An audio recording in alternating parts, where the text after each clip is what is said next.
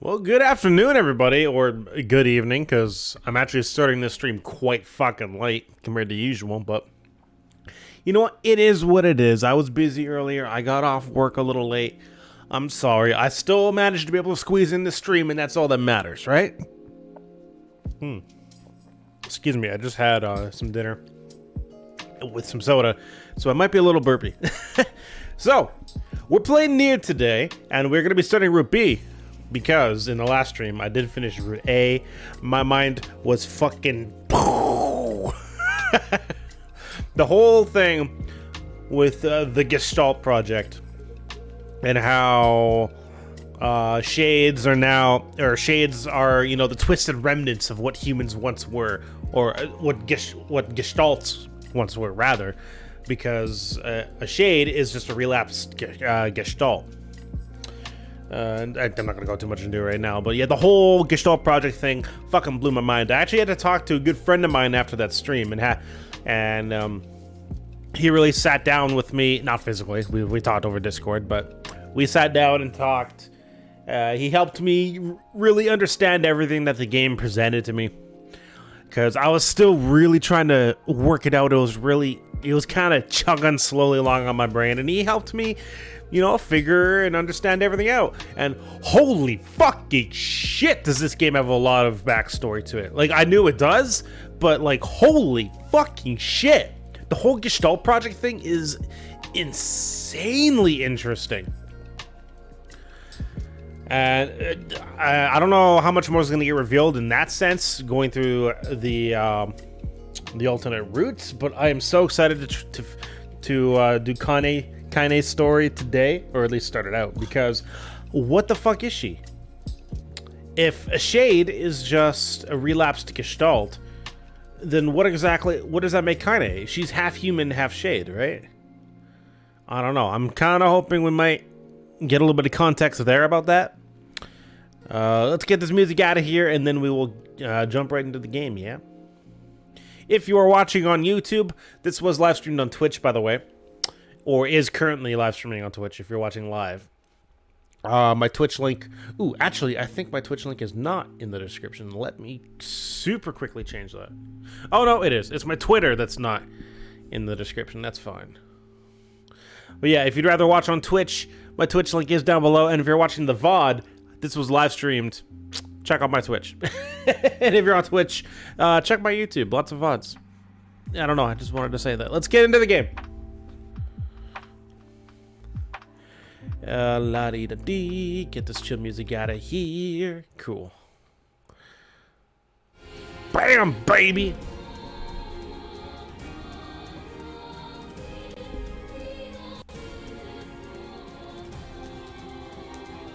But yeah, you guys have no idea how excited I am to start Kaine's story today. Route B.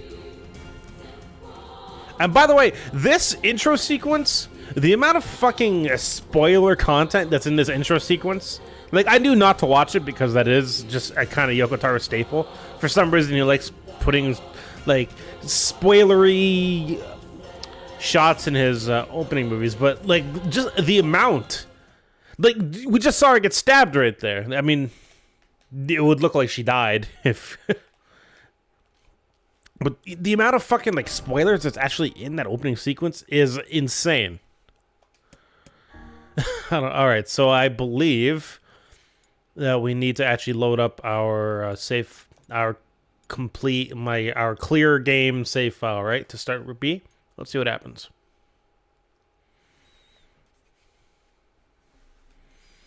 I'm excited, boys. Are you excited? You should be excited because I'm excited. Whenever I interacted with Kaine, I was reminded about something from my past. Okay. Maybe my mind has been confusing her with my sister this whole time. Here we Are we go. just starting from when she gets resurrected? Or not resurrected, but healed from the stone? I kind of wanted her, like, whole backstory, you know?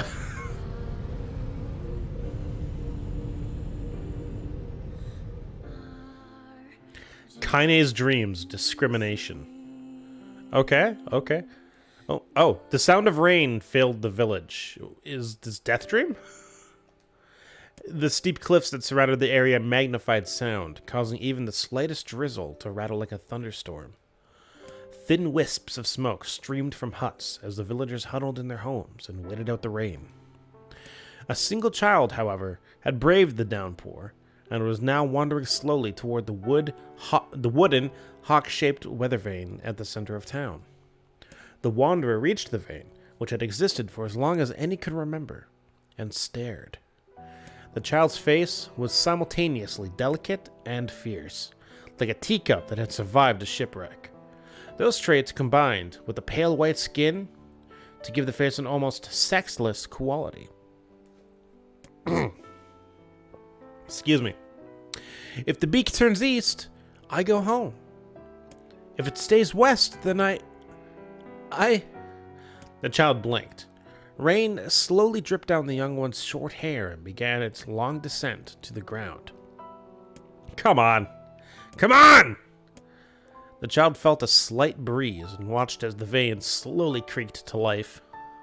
Spinning this way and that for a moment, it finally settled with a beak, pointing firmly toward the east.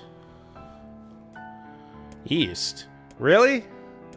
Before the vane could move again, a jagged rock came spinning and tumbling through the air, finally striking home against the child's head. Oh, shit. The force of the blow dropped the child to the ground as a hail of stones began to fall all around. Oh no, they found me! A heartbreaking smile crept across the child's face as the stones continued their assault. Through the rain, the sound of multiple footsteps grew louder before a voice rang out. Yoo-hoo, Kaine! The voice belonged to Demo, worst of all the bullies in the area. As Kaine struggled to stand, a final stone came skittering through the mud and bounced against her foot. Blood oozed from a cut above her eye and blurred her vision. But she could make out the shapes of Demo and his usual gang of idiots. The boy seemed taken aback for a moment by Kaine's seeming indifference to the blood dripping from her face, but quickly regained his bravado. What's up, freak? You like the rain? You like getting all wet? Or did you finally decide to run away from home? Though she knew it was futile, Kaine turned to leave. Before she could get more than a few steps, the other children scrambled to surround her, cruelty burning in their eyes. Kaine knew those were not the only eyes on her. The tormentor's parents watched from the safety of their homes. She was attuned to this sensation. It was one she'd experienced many times before. While some villagers simply turned a blind eye to the actions of their children, many encouraged it openly. Jesus, what? The area is fucked up, man. What the hell? They're actually encouraging people to bully Kaine? In a society ruled by superstition and fear, Kaine was something to be hated and, if possible, destroyed. I didn't say you could leave, freak. Demo's words chewed at her like a worm through an apple. He can't hurt me, she lied to herself. Be strong. Be brave. He can't hurt me. He can't hurt me. He can't hurt. Oh, look! The little freak is gonna cry! What's wrong? Are you sad that everyone hates you and wants you dead? Kaine prayed for the rain to flood down and carry her away from a world that seemed to have no place for her. But if there were gods, they chose to ignore her. As Demo crept ever closer, the clouds began to thin and the rain slowed. Even the weather hates me. I'm useless. A failure. I wish Demo's rock had taken my head off. Kaine couldn't meet Demo's leering gaze. She lowered her eyes and stared at the muddy ground below. Dude, this is depressing. Oh my god. The bully moved forward until he was inches away. She could smell the scent of old meat on his breath. Gross. The boy grabbed Kaine's face with thick fingers and yanked it upward. She tried to turn away, but he forced her gaze back and jammed his thumb against her eyelid to pry it open. What the fuck? You're a freak. No, I'm not. Did you just say no? Demo grinned evilly. You don't say no to me. No one says no to me. Not even taking his attention from Kaine, he called to his cohorts. Come on, guys, let's give the freak what she deserves. As soon as Dima finished, kicks and blows began to rain down upon Kaine. Dima paused, still grinning as Kaine curled into a ball and tried to make the pain stop. I don't get you, freak. What you acting like a girl for, huh? Everyone knows what you really are. So was she born half shade or something? Because it seems like that still is the case here. Kaine ignored the question, choosing instead to stare at the weather vane. It continued to point east, as if supremely confident about the future it had chosen for her. Go home? Yeah, that's a funny joke for someone with dead parents and no home to go to. Freak! Chanted the children. Freak! Freak! Freak! Jesus, this is brutal. Kaine closed her eyes and listened to the rain, waiting for the pain to start again.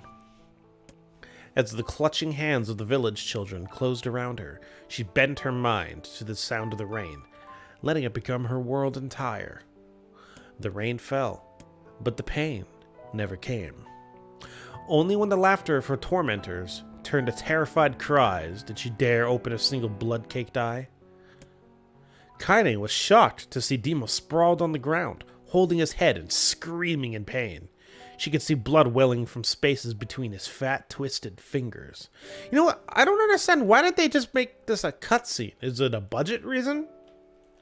Like, I know with the Forest of Myth and the whole the whole Death Dream thing, like, that was more of a stylistic choice, right? Having a disease that literally just turns the world into a visual novel. Like, that I understand, but what's the reason for this? It has to be just budgetary, right? Oh my god, he's crying! He's actually crying! Deprived of their leader, the other children glanced back and forth between themselves, as if waiting for someone to step forward and take charge.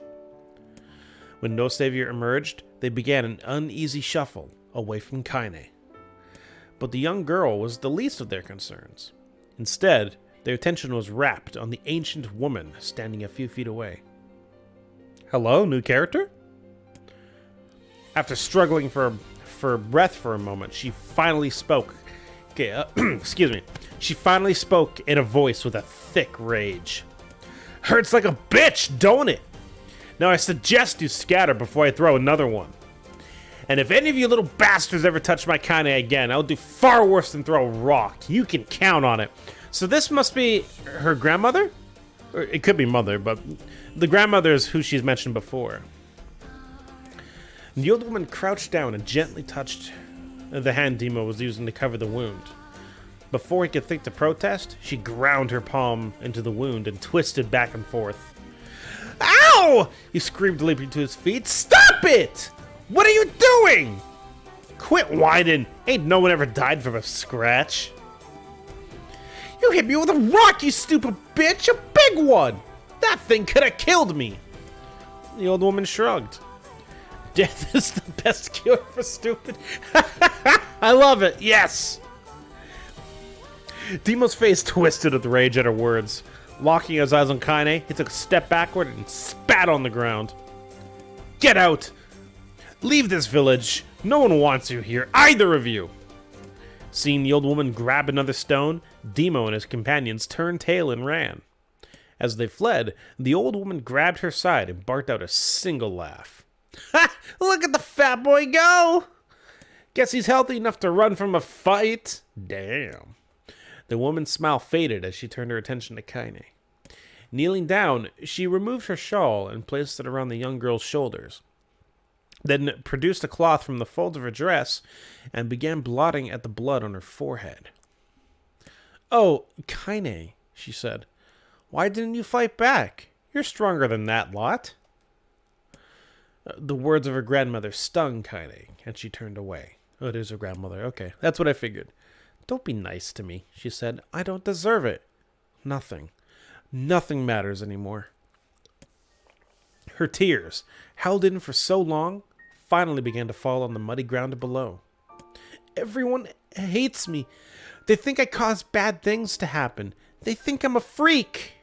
I wish I was dead. Oh, Kaine. No. As Kaine's tears turned to sobs, she felt her grandmother's hands on her shoulders. Despite her advanced age and diminutive size, she was a woman of surprising strength, and Kaine found herself unable to turn away. Don't talk like that, Kaine. It's a river wide and deep that flows between the realms of this world and the next, and he grants no mercy to any that attempt that crossing. You got a duty to fight until your last breath. Understand? The old woman tightened her grip and tried to still the tremor in her voice. You know the pain of losing someone close to you, Kaine. You know because you survived it. As the words hit home, Kaine was struck by the force of her love for the old woman. As a young child, she didn't even know of her grandmother, but when her parents died, the woman quickly accepted her as her own. Grandma, as Kaine called her, was cunning, vulgar, and quick to violence. In their first few years together had not been easy. But with each year that passed, Kaine and her grandmother had grown closer.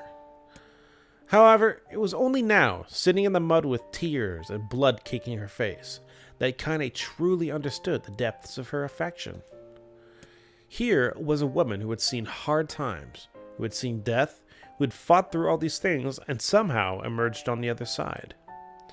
If anyone could understand Kaine's pain and loneliness, it was her. Do I make you sick, Grandma? Of course not. Don't be an ass. Kaine drew her mother's moth-eaten shawl around her body and shuddered. Yeah, but my body, it's not normal. If I was normal, then Mom and Dad wouldn't... Hush, interrupted Grandma. I'll not hear another word of this nonsense. You're my granddaughter, and I love you. And if folks have a problem with that, they can just go to hell. With that, the old woman reached out and placed a wreath of dried flowers in Kaine's hair. The skill it took to bend the flowers without breaking the stems or losing a single petal was remarkable. And the beauty of it made Kaine want to cry all over again. Oh my gosh, these are lunar tears! Grandma, you made this for me? Lunar tears were legendary flowers. Most people could live their entire lives without ever seeing one. And yet, her grandmother had somehow collected a dozen or more. Kaine reached up and touched the wreath, as if she couldn't believe it was real. Where did you find these? Oh, just stumbled on them one day while I was doing the shopping. The old woman turned away as she was explaining, leading Kaine to suspect that the search had been much more difficult than she was letting on. No shit! The pains she took to construct the ornament, let alone track down the flowers used in its construction, made Kaine's heart hurt. She reached up and gently adjusted the wreath, admiring the way it felt between her fingers. Didn't quite turn out right, said her grandmother as she squinted at it. These old hands have trouble with delicate work, but it sure looks good on a pretty girl like you. Kaine blushed and turned away. You think I'm pretty? Of course you are. What a fool thing to say. Thank you, Grandma. Her grandmother smiled. We're gonna be fine, you and me, she said. As long as we got each other, we'll be fine. Kaine took her grandmother's hand in hers, and the two of them struggled to their feet. As they began the long walk home, Kaine gripped the hand with all her might, as if trying to stop smoke from drifting away on the wind. The rain had stopped. Kaine stood beneath the weather vane, watching it spin in lazy circles, no longer caring about the direction it faced when it stopped. I don't need to escape. I have a home now. Grandma loves me, and that's enough. Even if it's us against the world. Kaine let her gaze drift up past the vane and into the cloudy sky. The last faint hints of a rainbow were slowly fading. As she turned and headed for home, the light scattered into a million particles and vanished, seemingly taken away on the breeze. Okay, daily life. Jesus. Alright, let's keep reading, I guess. In the distance, Kaine heard the steady sounds of an axe striking wood. The noise had a purposeful quality to it, as if she was hearing a master woodsman go about his work. The firewood being produced, however, was as far from a work of art as could be. Pieces of every shape and size were being flung about a barren yard with wild abandon. Anyone trying to stack such wood would probably die of frustration before the job was through. Stupid piece of shit axe! Kane's grandmother flailed away with the axe, filling the air with both splinters of wood and words that would make the most hardened sailor blush. "Grandma!" called Kane. "What?" yelled the old woman, taking her eyes off the wood for a moment. "Oh, it's you, Kane? Don't get too close or I might take your goddamn foot off by mistake." She brought the axe down on a piece of wood, sending chips flying in every direction. One spun past Kane, close enough for her to hear it whistle, at which point she decided to step back. Very smart. Once she scuttled to a safe distance, she cupped her hands around her mouth and shouted, "Grandma! Do you need help? I can get you water or lunch or a new axe or something." The axe, poised to strike another wobbly blow, paused in the midair. The old woman considered her granddaughter's offer for a moment, then smiled. Tell you what, since I'm doing such a piss-poor job of chopping, why don't you come here and take over so I can go get the water? Shades have been restless lately, or lately, rather, and I don't want you running into one of them bastards. Relinquishing the axe, her grandmother picked up a long pole with wooden buckets on either end. Gathering water was by far the more difficult of the two jobs, but Kane knew better than to complain. Once Grandma's mind was set, there was no changing it. Kane did her best to help with the chores, but Grandma took every task that required travel to the village. Though she had a long list of plausible excuses, Kane knew the real reason. She didn't want her granddaughter to be taunted and harassed by the villagers. Once Kane moved in, Grandma decided to take up residence a good distance from the area. Out of sight, out of mind seemed to be the best policy when it came to the villagers and her granddaughter. Rare were the days when any but the two of them could be found on the rocky acre of land they called home. Kane enjoyed the solitude, but harbored a secret resentment that her grandmother was forced to spend her golden years in such a place. After watching her grandmother leave, Kane turned her attention to the task at hand. She had never chopped wood before in her life, and soon discovered why the old woman hated the chore. Swing after swing of the axe produced only a tiny crack in the wood. And when she finally managed to connect with a solid strike, the tool embedded itself in the log and refused to budge. Frustrated, Kane swung the axe around her head and threw it, log and all, across the yard. Damn it! Damn it! Ugh, crap. She suddenly understood the joy her grandmother felt in a good curse. Happier now, she picked up the axe, forced it from the wood, and resumed chopping. She had a natural skill with a blade, but the task was challenging, and blisters soon began to form on her small, pink hands. This is tough, and my logs are all weird sizes. Spitting on her palms and ignoring the pain, Kane redoubled her efforts. Just as she was developing her rhythm, Grandma returned from the village. Setting down her buckets with a small sigh, she took one look at the logs, and coughed out a wheezy laugh. Pretty clumsy, girl. You better practice if you... Her grandmother suddenly collapsed to her knees, causing one of the buckets to wobble precariously. Uh-oh. Now, I know she passed away. I wonder if this is it? Did she have a heart attack? Eyes wide, Kane dropped the axe and ran to her grandmother's side. Grandma! The old woman shook her head and pointed a trembling finger at the bucket.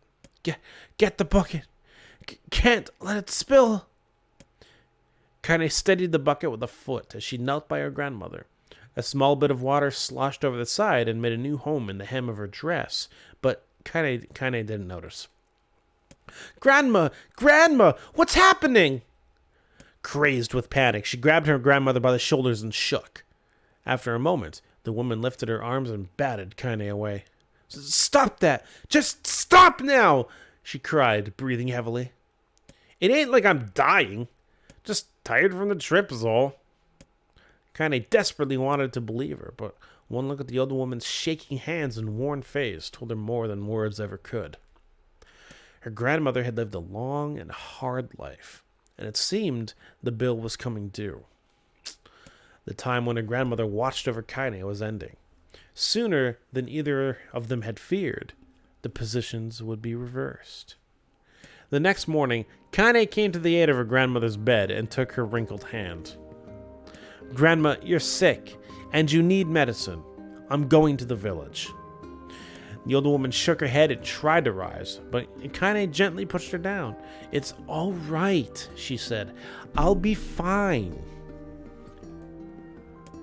Her grandmother fixed her with a gaze that could melt steel. "Excusez-moi." After what seemed like an eternity, she finally lowered her eyes and sighed. "Well, I don't like it. God damn it." Ooh. But I guess I should quit being so stubborn and maybe let you grow up a little bit, yeah. The old woman watched as Kaine strapped on her boots and made her way down the road to the village. Hours later, as an unseen sun made its way across a dark and rainy sky, she was still watching. Kaine moved at a brisk pace, checking her pockets every few minutes to make sure the money her grandmother gave her was still there. Every noise caused her to spin on her heels, making sure she wasn't being stalked by Shade, or worse, Daimo and his gang, or Demo. But she encountered neither tormentors nor shades, and Kaine finally found herself at the entrance to the village. The few adults who she could see glanced sideways at her, then muttered to each other behind raised hands before slinking away into the shadows. Her heart racing, Kaine took a series of rapid, shallow breaths and tried to calm herself. "I have to prove myself. I have to help Grandma. I have to be strong." She chanted those words to herself over and over as she slowly made her way. Finally, her eyes settled on a rotund older woman who was angrily waving her arms in the air and telling anyone who would listen exactly what she thought of Kaine's presence. "Hey, lady," said Kaine with a bravado she did not feel. "Where's the apothecary?" The woman's flabby cheeks showed in bewildered anger. "How dare this thing speak to me?" they seemed to say. But Kaine saw that her eyes held a different emotion. Fear. "Yeah, we're both scared, lady. Trust me on this one." "Which way?" Kaine repeated. The woman pointed at a small building to her right, before hitching up her dress and stumbling off in the other direction.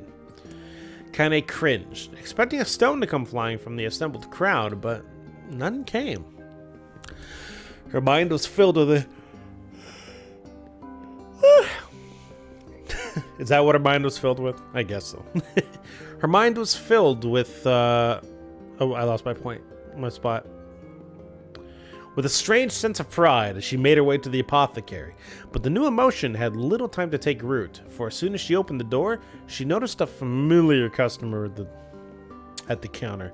Is it Demo? It was Demo! I called it!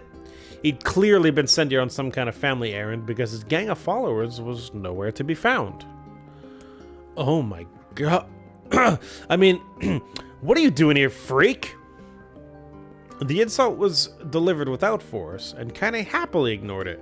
Stretching out her tiptoes to see over the counter, she asked the shopkeeper for medication. "Ha!" barked Demo. "That old bitch finally keel over? Go to hell, Demo!" The boy's eyes grew so wide they seemed ready to fall out of his head. But before he could let fly a comeback, or worse, a punch, the apothecary told him to knock it off before he kicked him out of the store. Demo slunk out of the shop, cursing Kaine under his breath. Once he was gone, she allowed herself to breathe once more, taking a brief tour of the shop while the owner prepared her medication. Countless tiny bottles filled the cramped store, each with a label written in some indecipherable language. An ocean of aromas assaulted her nose, creating a scent that was exotic, but not altogether unpleasant. Seeing such a variety of supplies gave Kanye a sense of peace. Surely, in a world so vast, there would be a place that she could call home. On the far wall, behind the counter, rested a portrait of a stunning young girl. The picture had once contained bright time had worked its magic, and then they were beginning to fade. The beauty of the work, however, remained undiminished. You like that picture? Kaine turned to find the apothecary with a small vial of medicine in his hand. His eyes were gentle but sad, and they seemed to stare through her and into nothing as he spoke. That's my daughter. I sketched it when she was just a little girl. Oh. We lagging? What's going on? Yeah, fuck, we lagging bad.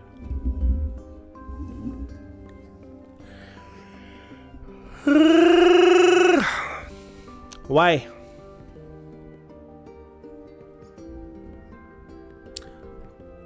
You know, I'm not gonna lie. I really wish Yoko Taro didn't go with this route to explain Kane's backstory. I wish we had like actual legitimate cutscenes.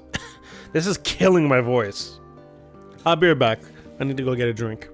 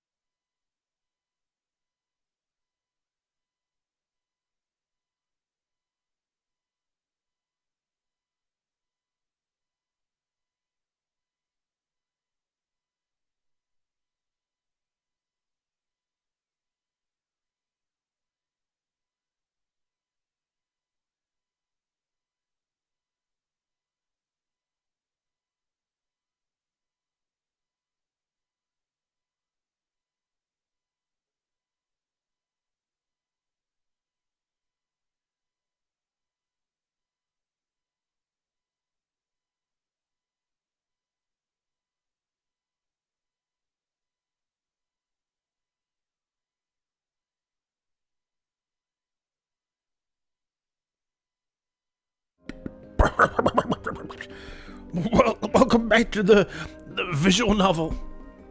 Okay. I don't know, I'm being weird. Alright, let's keep pushing on. I got myself some drink. Hopefully my throat won't kill itself. Alright, so I think Kane's talking to the apothecary person right now. Yeah, it's my daughter. Sketched her when she was a little girl. She's been dead a long time now. Ooh.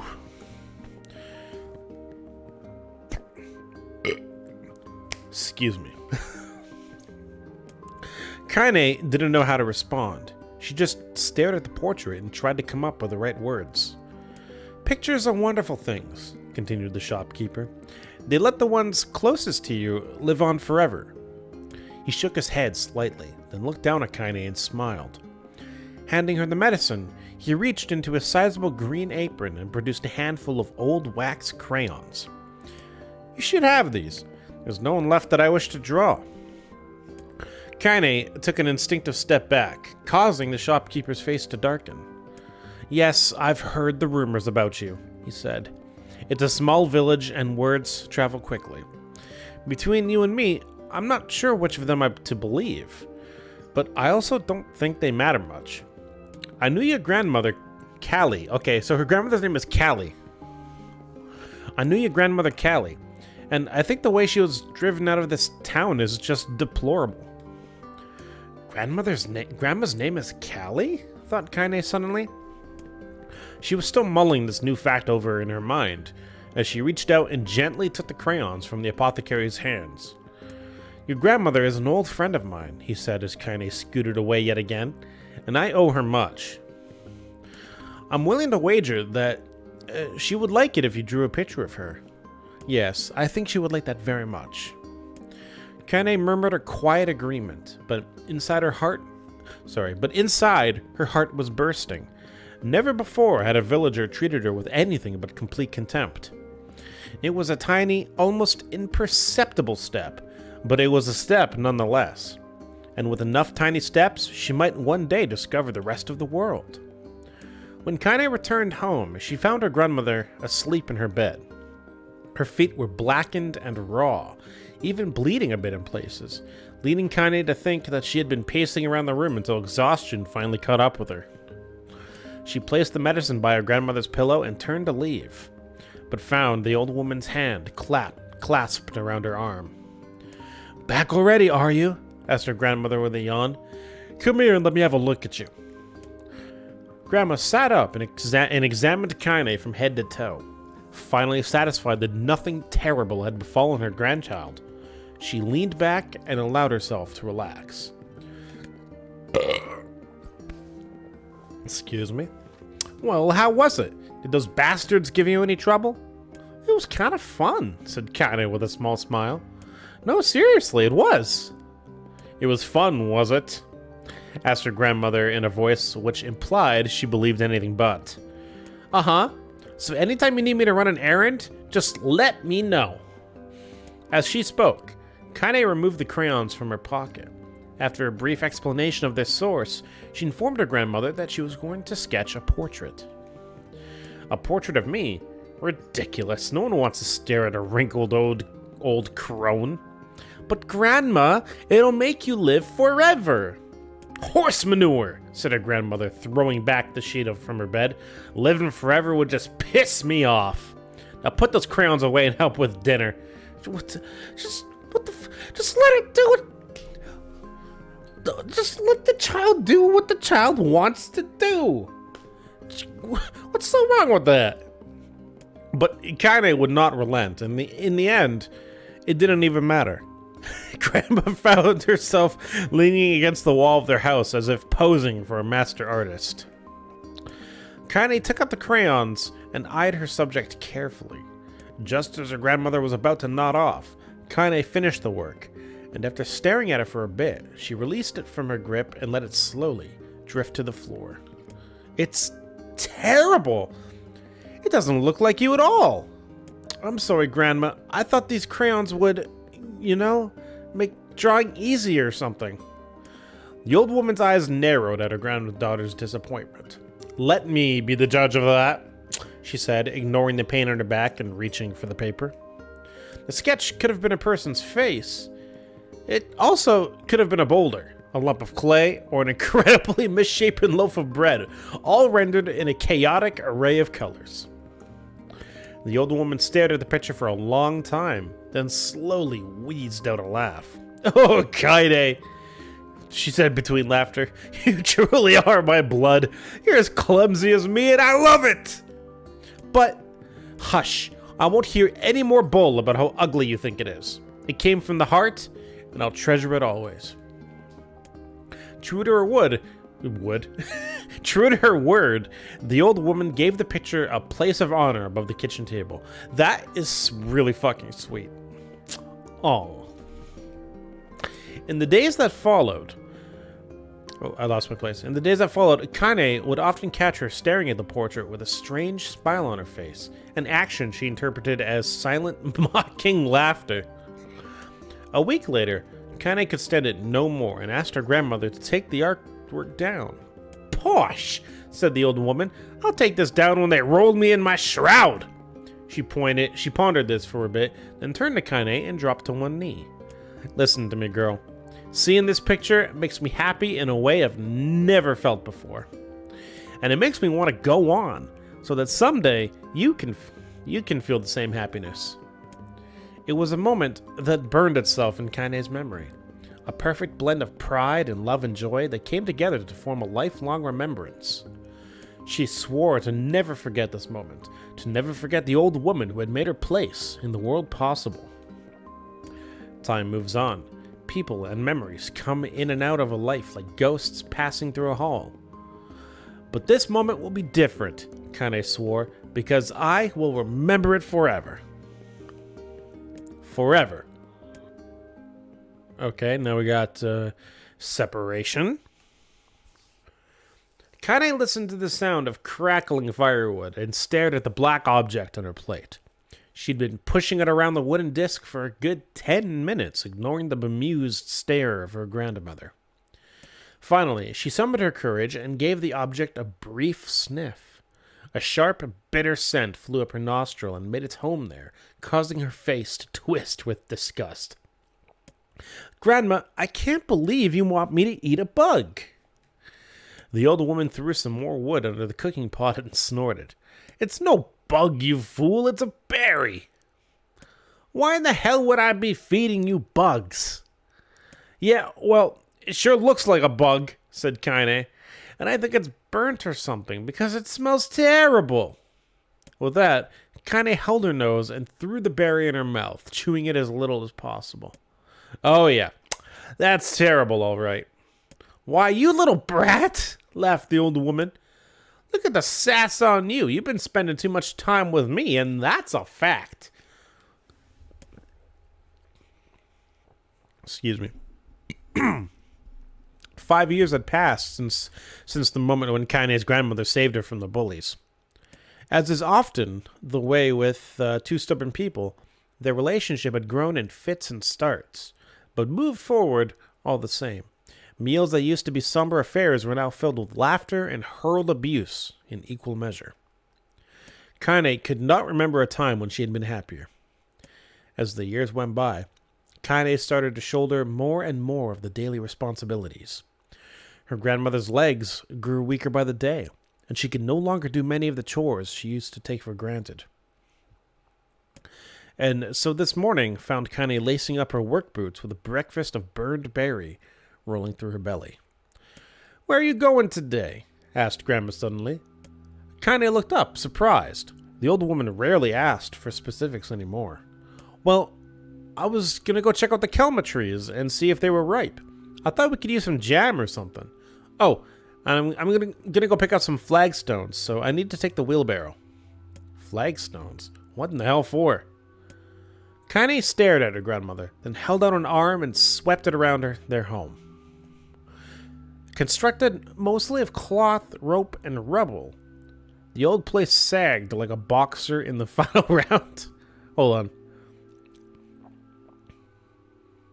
Like the house is constructed of cloth? Cloth, rope, and rubble. Huh. "Grandma, a dying cat could chew through this house. I'm going to build a stone wall so we have some protection." The old woman laughed, exposing her toothless grin to the world. God damn it, girl. If a bunch of thieves want to ransack this old place, let them come. We got nothing worth stealing anyway. I'm not worried about thieves. I'm worried about shades. People saw one west of the village yesterday. The old woman tilted her head and stared at her granddaughter. Well, shoot. I don't know why you have to do it today. We can worry about it some other. Grandma, no. If I don't go get the calma trees, we won't eat tonight. You know that. A confused expression passed across the old woman's face, and for a moment, she was a small child lost at a carnival. Yes, she said after a bit. Yes, of course, you're right. I'm sorry, Kane. Lately, it seems my mind is... She didn't finish the thought, instead walking over to her nightstand and gently taking the wreath of lunar tears from the drawer. The flower's petals had aged to a brilliant whiteness, and Kane thought it was more beautiful than the day she first received it. Yeah, so her grandmother is maybe going senile, maybe she has dementia or something. You're going to be a true woman soon, Grandma said as she placed the flowers in the girl's hair.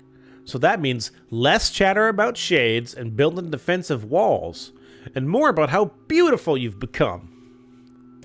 Annoyed, Kane reached up to remove the garland, but the look on her grandmother's face stopped her hand.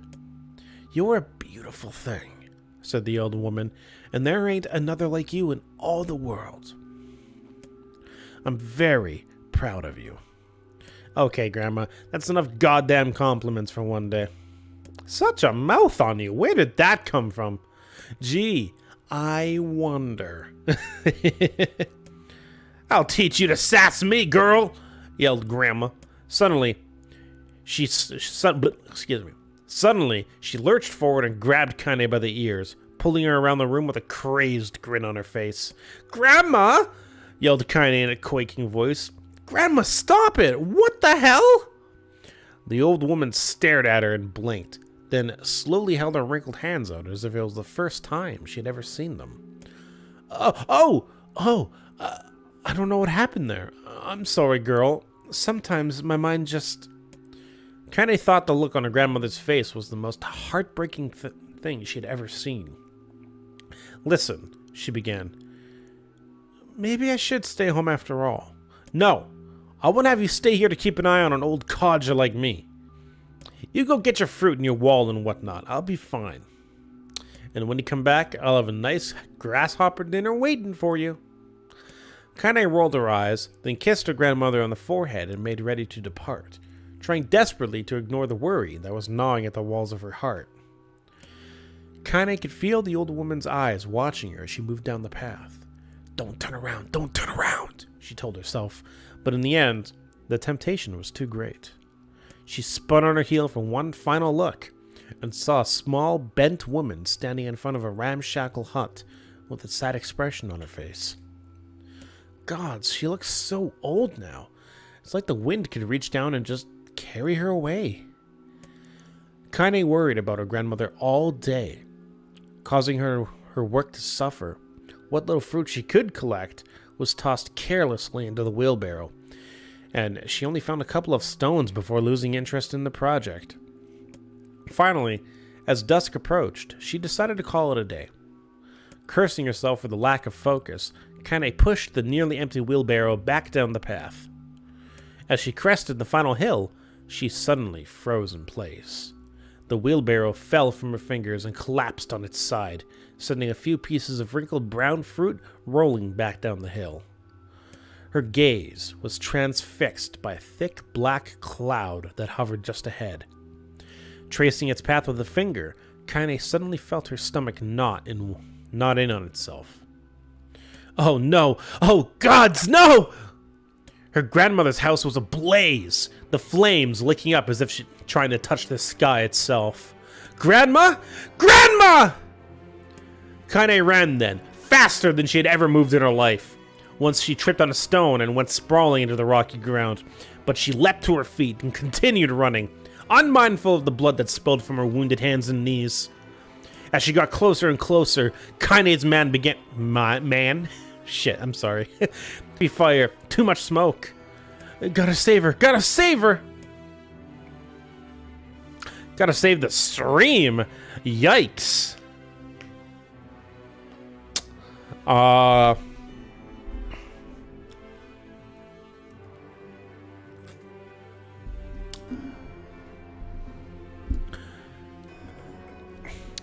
This is a bad place to start lagging.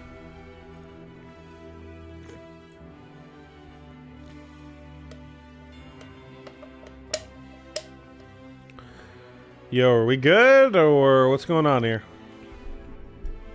Don't lag on me, stream. The fuck's wrong with you?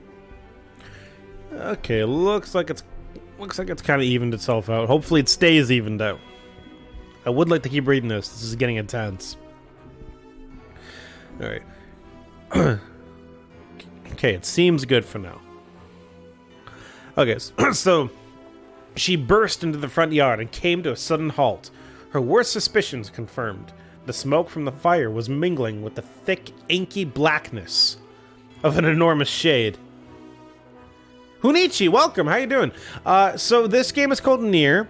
If you're familiar with NieR Automata, this is the first game that came before that. And this moment of the game seems to be just text. I don't know why they didn't do it in cutscenes, but couldn't tell you honestly, but it is an actual legitimate game. They just decided to do this specific story scene in text. So I'm just reading it all. Alright, so it looks like her grandmother got attacked by a shade here, which is a yikes. The massive creature supported itself on 3 twisted feet and achieved balance through means of a large armored tail. Scales, horns, and claws sprouted from its body in a random, chaotic pattern, giving it the appearance of a lizard designed by some insane god. Seeing Kaine, it let out a roar and flicked its tail, sending small whirlwinds spinning around the yard. You like the way I'm reading? Thank you! I appreciate that. How are you doing today, Hunichi? I'm glad you could stop by. For a moment, the creature retreated into a shimmering, inky blackness, as if her mind was unable to comprehend that such a thing could actually exist. But then the smell hit her, a blend of rotted meat and excrement, and the horror became real once more. That's fucking disgusting. Rotting meat and excrement. I can't even imagine that. The creature bellowed again, and this time, Kaine responded with a scream of her own. Alright, you bastard! She thought, I'm getting too into this. She thought as her scream echoed off the high cliffs around them. It's you or me, let's go! The shade eyed Kaine with bemused interest. Then it began looking from her to the house and back again, as if urging her to look at the destruction it has so gleefully wrought. Oh, you're Filipino. That's awesome. How is it over there in the Philippines right now? I'm gonna take a sip of my drink here. A lot of reading will wreck the throat. Okay. Destruction gleefully. Yeah, I read this already. Okay. With dread building in her heart, Kaine glanced toward the small house. Through the smoke and flames, she spotted a small figure struggling to escape the ruins. Grandma! At the sound of her voice, the old woman began waving frantically. She's alive! Kaine thought. She's alive! I'm sorry, that just made me think of Frankenstein. Keep going. Kaine's legs sprang to life as she raced across the yard toward the flaming wreckage of the house. Do you get into it? I'll try my best. I don't want anyone. I don't want anyone around here being like, "Yo, shut the fuck up," because you know I live in an apartment building. Before she could advance more than a few steps, the shade opened its mouth and let out a roar, powerful enough to uproot trees and send them flying. Ew. The blast sent Kaine tumbling through the air before smashing against the rocky earth. Stars danced in front of her eyes as she tried to remember how her legs worked. Pardon me. Get up! Get up! Get up now! As Kaine struggled to her feet, the shade stomped toward the house and pinned her grandmother to the ground with the tip of its claw. Don't know how the rest of the country is doing. Rarely leave the house due to the virus. Fair enough. I'm from Canada, Manitoba, Canada, to be exact. And yeah, I'm about in the same boat. I do work. So I do still go to work, unfortunately. But other than that, I'm usually home. The old woman struggled to move the claw from her stomach, but she might as well have been pushing a mountain. She coughed briefly, sending a small spray of blood into the air, then collapsed to the ground, her energy spent. Kane lurched to her feet. Sorry, I lost my train of thought. Kane lurched to her feet, only to fall back to earth with a gasp. Her ankles were on fire. One or both of them were surely broken. I'm a good story reader. Thanks. I try my best. Ignoring the pain that screamed through her body, she began dragging herself across the ground, leaving a drunken trail of dust and blood in her wake. Grandma! Hold on! Just a little longer! Her grandmother's face was turning blue, her eyes rolling back until only the whites were exposed. I think she dead, Kane. I'm just saying. Kane pulled herself across the ground with maddening slowness, the distance seeming to increase with every second that passed. The shade glanced between the two women and flicked out its tongue, its giant mouth turning up at the corners. Short, panting breaths belched from somewhere deep inside its core. Bastard! Laughing at us! She had no idea how such a mindless creature could experience emotion, but there could be no doubt that the shade was taking joy in their suffering. Yeah, I see your plan. The shade moved its claws slightly, allowing Grandma to breathe again. It was clearly keeping her alive only to snuff out her life when Kane was close enough to touch her. That is one evil-ass shade. Jesus. I'm gonna kill this bastard! Summoning all her strength, Kane rose to her feet. There was a sickening snap from her right ankle as the foot twisted backward, but she forced it from her mind and began to hobble toward the monster. Can you imagine that? Oh, excuse me. Yeah, I'm such a good reader. Can you imagine that? Having both of your ankles broken and shattered, but still walking on them? Like, oh my god. Like, that is some real determination right there. It'll be sad when I run out of text after playing the game. I'm kind of feeling the other way right now. I wasn't expecting all this text, and I wanted to play a video game, but it is what it is. Pulling a small knife from the pouch of her waist, she leapt on the foot that pinned her grandmother and plunged the weapon deep. Give her back! She screamed. Give her back to me! It was like stabbing a rock. After a few swipes, the knife broke at the hilt with a dull snap. The shade panted laughter. Okay, that's a weird sentence. The shade panted laughter again, then raised its tail and sent it rushing through the air toward the young girl that was latched at its foot. Kane never had a chance. The tail struck her square in the chest and sent her crashing into the burning wreckage of the home. As she lay on the ground with blood pouring from multiple wounds, a small, weak voice spoke up. Kane? Kane's vision blurred, but she forced herself to focus on the sound. Finally, her eyes cleared enough for her to make out her grandmother's hands reaching out through the smoke. How is she still alive? Whatever. Grandma? Kane, you've got to run! You can't defeat him! Kane grabbed the hands and held on with all her strength. Grandma, come on! We have to go! The old woman coughed loudly. One of her hands, slick with blood, slipped from Kane's grasp and thumped to the ground below. What kind of game is this? Not familiar. Maybe you should stop chatting and just let you read. I mean, it's up to you. I don't really mind. It's like action adventure, I guess.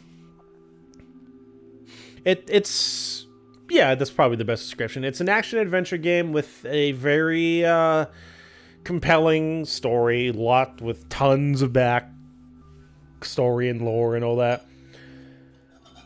It doesn't usually have these long segments of text. Like, this is very uncommon for the game. I don't really know why it's decided to do this. My only guess is budgetary reasons, because this game was made on a limited budget. This was also back on PS3, so don't think the game is ugly when I get back into the gameplay. Did I read all this? Hey, Grandma, no, no! I said run, god damn it. You have to live. You have to get through. The thought would stay forever unfinished. Before she could say another word, the Shade's clawed foot descended, smashing through the remains of the roof and down upon the shattered figure of the old woman. Is it any fun? I like it. This game is very dividing with people. I mean, everyone universally pretty much loves this story, which I can definitely see why it is a fairly deep story. But a lot of people are very split on the gameplay because it is fairly stiff and simple. I don't mind it personally. I've had a blast with the game, but a lot of other people are very iffy about it. So it really just depends on who you ask. So, okay, so I guess the Shade crushes Kaine's grandmother here. That sucks. That sucks ass. Really fun. First streamer aside from your friend. Thank you. I really appreciate that. That's so nice of you to say, Honichi. Blood oozed thickly from gaps in the creature's toes as the terrible, putrid smell assaulted Kaine's nose once again. She stared at the foot, dumbfounded, convinced that what she was seeing could not possibly be real. When the creature finally lifted its appendage, all that remained underneath was a twisted, unrecognizable mass of rubble and red. Ugh. Well, so much for her grandmother. I'm pretty sure she's really dead this time. Her grandmother was gone.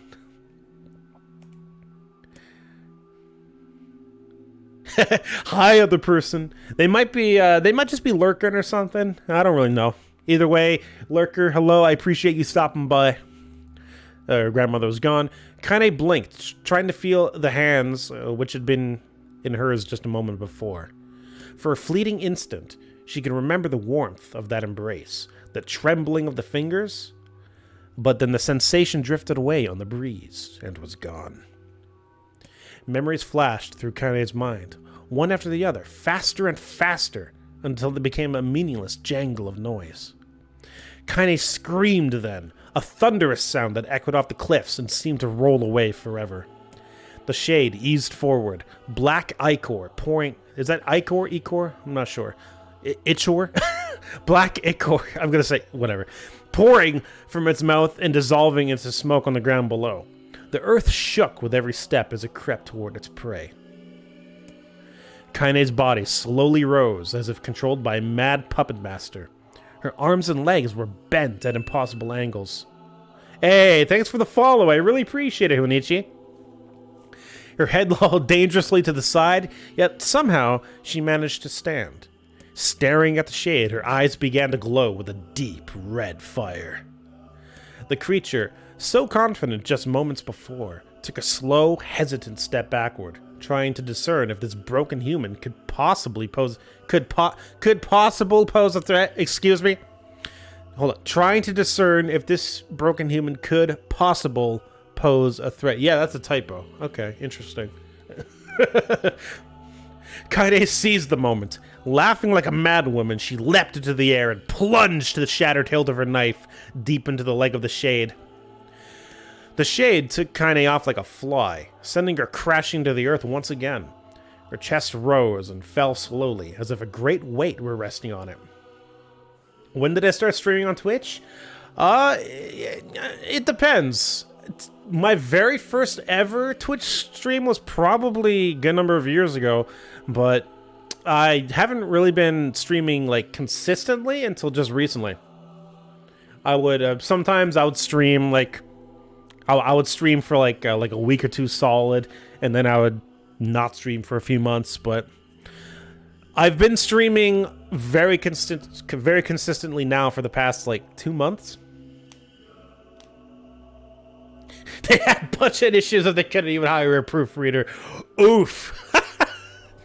I mean, it's probably true, not gonna lie.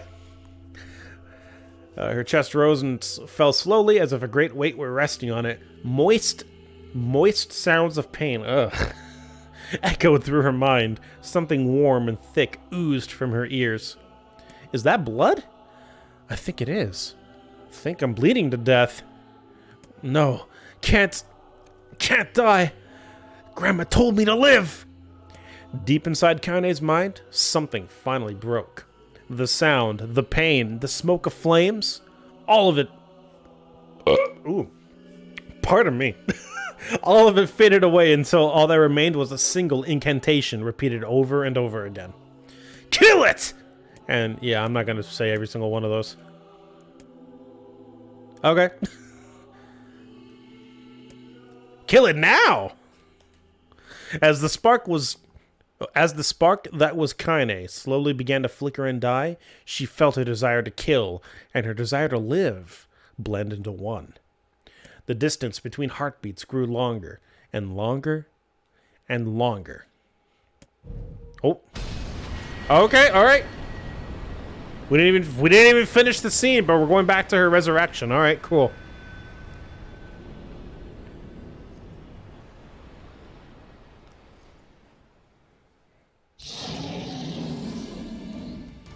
Are we gonna have to fight this boss again? The beast approaches. Oh, I got it. So you're probably gonna be really confused, Honichi, about what's going on. I don't even really know how to explain it.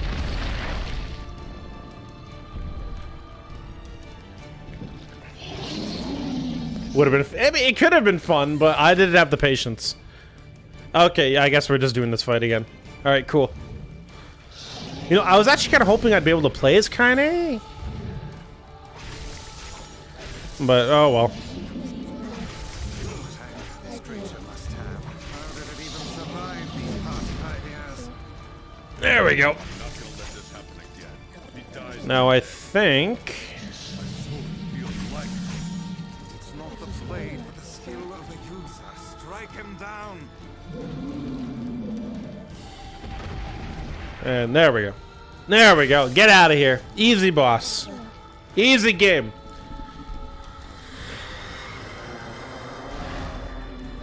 It's a baby game for babies. Here, more because I'm entertaining. Well, I really appreciate that, Honichi. I don't always feel like I'm entertaining.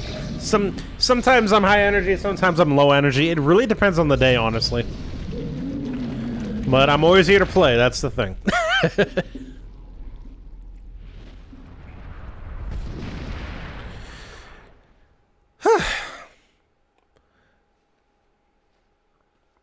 So I'm wondering, so what I'm doing right now is I've already beaten this game technically, but what I'm doing is a second route.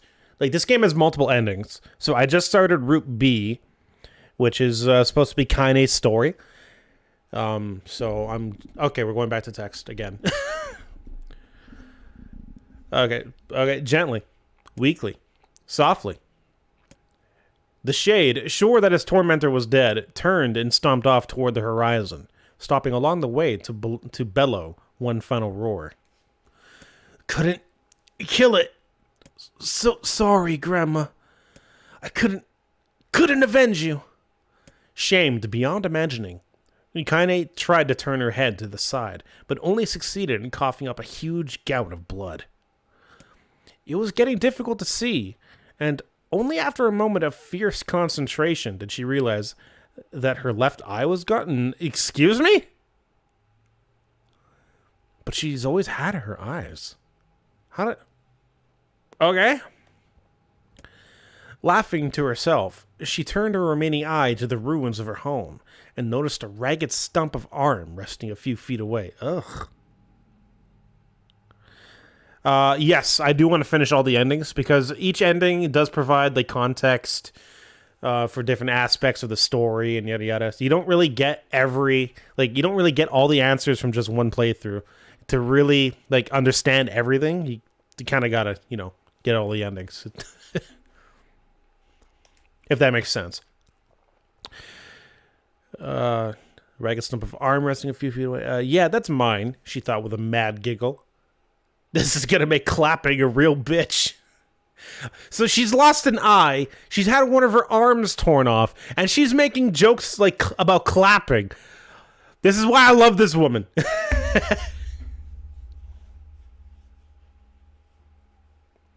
You think I'll need a drink? Is my voice starting to sound raspy? Ha! Cried a sudden voice from the depths of her mind. Finally gonna die, are ya? Well, you had it coming. Go to hell, Demo, she thought at the unseen assailant. Go to hell before I pluck your eyes and feed them to a dog. The voice of her childhood terror evaporated into smoke, only to be replaced by another, more recent voice. Hold still, said the apothecary, materializing from the ruins like a ghost. I want to draw you. That way you can live forever. No, stop. Don't want to live forever. I want to die right here. I see, he said quietly. Well, if that's how you want it. The spectral shopkeeper fluttered in and out of existence for a moment, then produced a piece of paper and sketched quickly.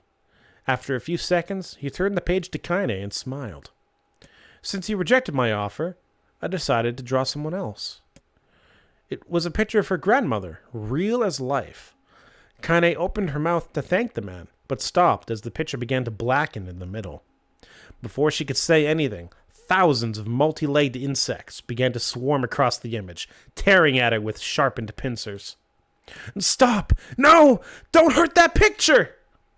Kaine reached out with her remaining arm and waved futilely at the air. To her surprise, the insects fell off the picture into the ground, where they vanished into tiny black tendrils of smoke. Just let me have a drink, please. I probably shouldn't be drinking soda, because, burpiness. Like so. But it is what it is. I like it, so. Relieved, Kaine turned her good eye to the picture, only to open her mouth in a silent scream. The sketch now showed her grandmother as she truly was, a smashed, unrecognizable lump of nothing. The apothecary smiled, then broke into a jolly dance. See that? He cried as he danced his jig. It's perfect now. She looks just like you. Cha-cha-cha. I look like that? Oh, God, I'm gonna die. I'm gonna die. Drowning in despair, Kaine held her head back in the mud. Sorry. held her head... Mouth, can you work with me, please? Can you work with my brain? I read too fast sometimes, and I stumble over my words when I'm trying to read a lot occasionally. I apologize. Let's try this again. Drowning in despair, Kaine laid her head back in the mud and smoke of her ruined house and waited for the end to come. But just before she let everything go, an unfamiliar voice began whispering into her ear. Ain't you got a wish, sunshine? The voice was vulgar and fierce at the same time, as if insanity had somehow found a way to take form. Kaine wanted to scream as the voice crawled under her skin, but her lungs refused to work. You know a wish? Like a prayer or something? Why don't you get on your knees and start praying to heaven? Please, invisible man in the sky, save me! Save me! Kaine finally resorted to shouting at the voice with her mind. I don't make wishes. They don't come true for me. I'm a curse. A freak. I should be left to die. The other voice boomed in her ears. Oh, God, you are the best. Kaine glanced down and saw a black, shiny substance oozing from her legs. She tried to brush it away, but her remaining arm would no longer respond. Oh, that one snuck up on me. Sorry about that. Pardon me. The substance slowly crept around her feet and then began moving up toward the rest of her body. I don't know why the first thing that came to my mind, it was a symbiote, like from Spider-Man. Like she's gonna become the next Venom or something. Is this death?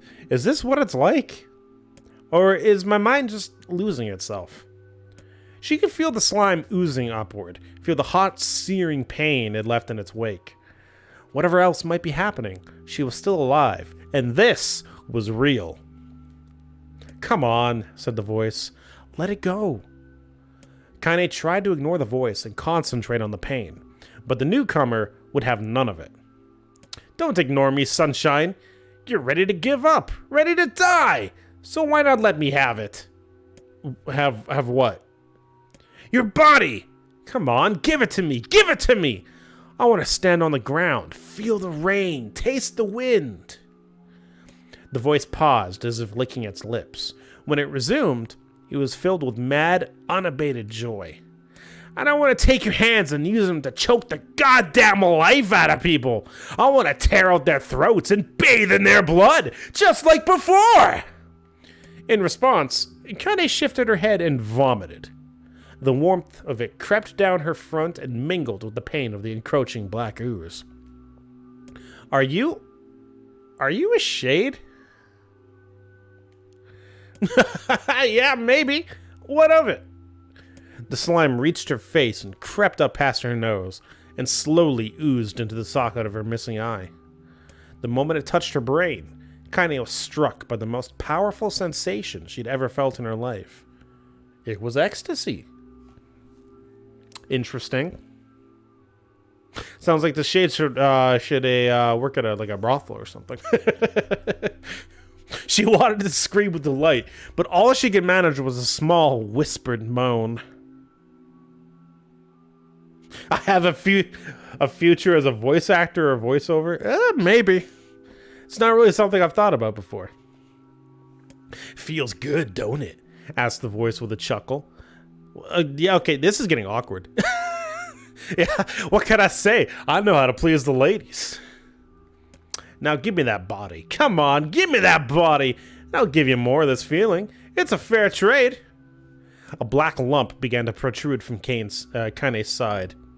As she watched it, it grew longer and thicker, eventually taking the form of her missing arm. I can see better, she thought. My eye must be growing back too.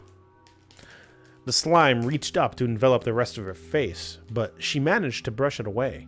Stop, she whispered, marveling at how she had regained her voice. Stop! The black ooze hesitated, as if considering this request, then quickly shimmered down her body before disappearing in a cloud of smoke. It just listened to her? It tried forcefully taking her body, and she literally just went, no, stop. And it was like, okay, have a nice day. Yo, Steven, welcome to the stream. You wish, brother. I mean, we all wish, don't we? Oh, what the hell, Sunshine? Screamed the voice. We had a deal. I thought you wanted to die. Grandma said, I can't die yet. A brief image of her grandmother, bloodied and broken, flashed before her eyes. She saw the shade that had killed her and heard its mocking laughter, then closed her eyes and forced the image from her mind. Her whole body was quaking with rage. When she opened her eyes, they burned bright red. She hated Super Mario Sunshine? Ah, come on, Super Mario Sunshine! I thought you were ready to die! It's like, nah, I'm getting a port! Instead.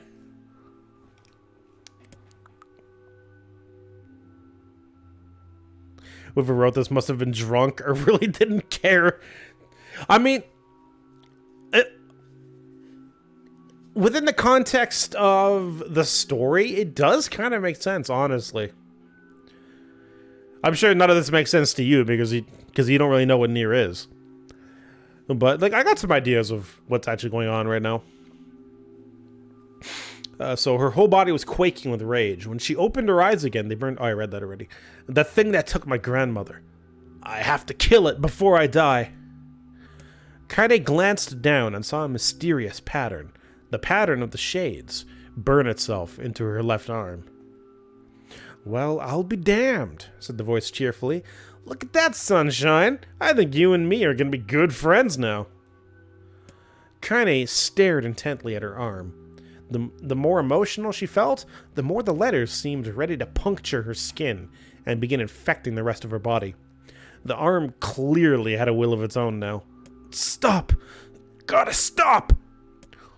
Holding her left arm in her right, Kaine took a deep breath and tried to calm herself.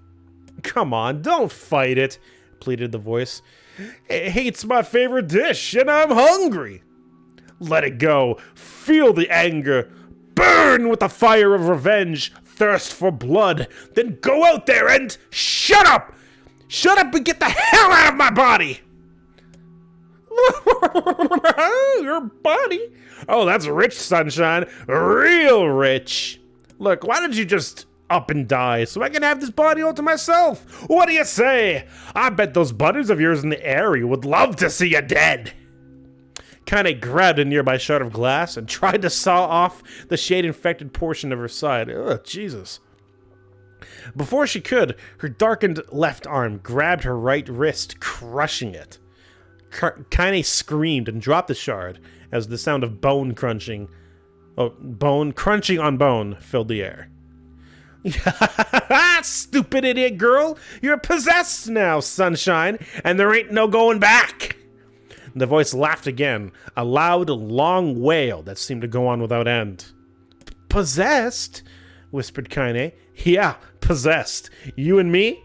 We got what you might call a timeshare arrangement. Remember how folks used to think you were a freak? Well, wait till they get a load of you now. Okay, so here's what I'm confused about. If this is how she becomes half shade, then what exactly why did the village already hate her beforehand then? Because it sounds like she obviously wasn't half shade before this point, but the village already hated her before this point. So what I hope that gets explained at some point, because I don't understand. I thought the reason they hated her was because she was half shade. I don't know. Confusion. Kaine looked up, tears in her eyes. The sky seemed smaller somehow, darker. Is this because of that shade? Is this how they see the world? So, listen, purred the voice. I know this whole possession thing seems a bit sudden, but it ain't all bad. There's plenty in it for you, too. I'm a very powerful creature, Sunshine, and now that power belongs to you. You got enemies? People you want to kill? I can make it happen. That little fat kid who kept picking on you? That big old shade that squashed your granny? We'll wrap them up in their own assholes. No more abuse for you, Sunshine. No more pain. Wait, said Kaine. You're a shade. Why would you help me kill another shade? What, you think I'm some kind of racist? Some killing snob? Shade racism, yes.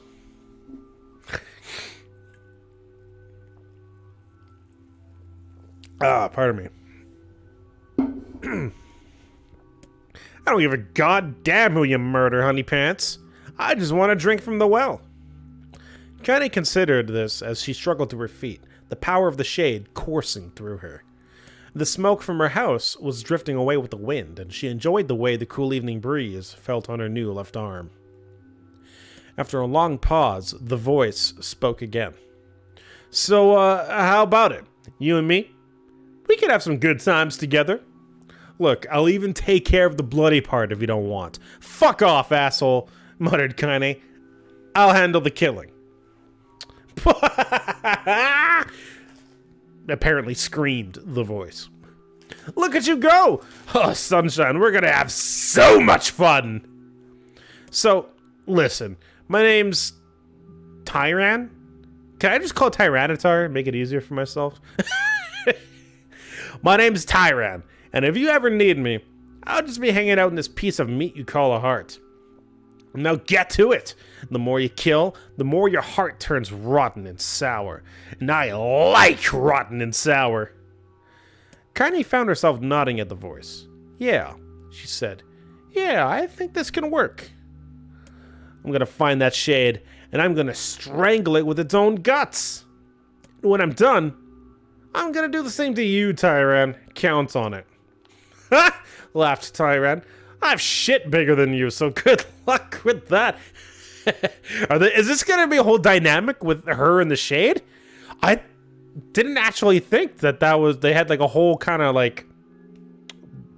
kind of, I don't want to say buddy, but like this whole dynamic going on. That's actually really interesting. Oh, and hey, one more thing. Right now, you and me are sharing this body, but if you ever run out of hate, if you ever, you know, go soft, then I'm gonna take over everything. So keep on killing, Sunshine, and watch your back. The voice grew fainter and gradually faded away. Okay, so that does make a little bit of sense then. Why Kaine... Excuse me. That actually does make a little bit of sense about why Kaine is always so, you know, closed up and always so just angry. I don't know what else to say. Fading into the voice grew fainter and gradually faded away, fading to somewhere deep inside of Kaine herself. Kaine waited until she was sure the voice was gone, then waved her new left arm around a few times. It feels perfectly normal, she thought it. It feels like mine. Desperately, she began poking and prodding at the new limb, determined to find something wrong with it. She didn't want it to feel normal. That would mean the creature inside her had already won. I am not a shade. I am Kaine. Repeating this mantra in her mind, she slowly began digging through the rubble of her house, being careful to ignore a certain red-stained spot in the corner. Finally, after what seemed like an eternity of heartbreaking work, she found what she was looking for. It was the wreath of lunar tears. Though it had been through hell and back, the garland's petals were as bright as ever. Kaine started to place it in her hair, then slowly lowered the wreath and stared at it. I'm sorry, Grandma. I'm so sorry. But I don't deserve to wear this anymore. I'm possessed, corrupted, a freak. And this time, I don't think there's any going back. Holding the flowers to her heart, Kaine fell to the ground and sobbed. As night gradually lightened to dawn and the people of the area rose to their daily lives, she remained in that position, as if tears could somehow wash away the horror that now infected her world. Oh, jeez, Kaine. Alive. Stay alive. Hey, educated warrior. That's a trophy I just got. Grandma? Kaine, you gotta live. You gotta come back to us. Okay, so this is after we killed the shade in the area. We're kind of time jumping here.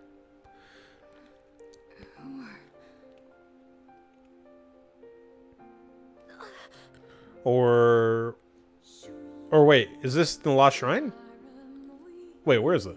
Oh no, this is right after we resurrected her out of the stone. Never mind. I don't know what I'm talking about. This song is beautiful though. Let's listen. Emil, you were the one calling me, huh? You still recognize me? Yeah, sure. I knew you right I mean, away. he still has the same voice. Thank you. Good to see you, Kaine. You look like shit. How long has it been? 5 years.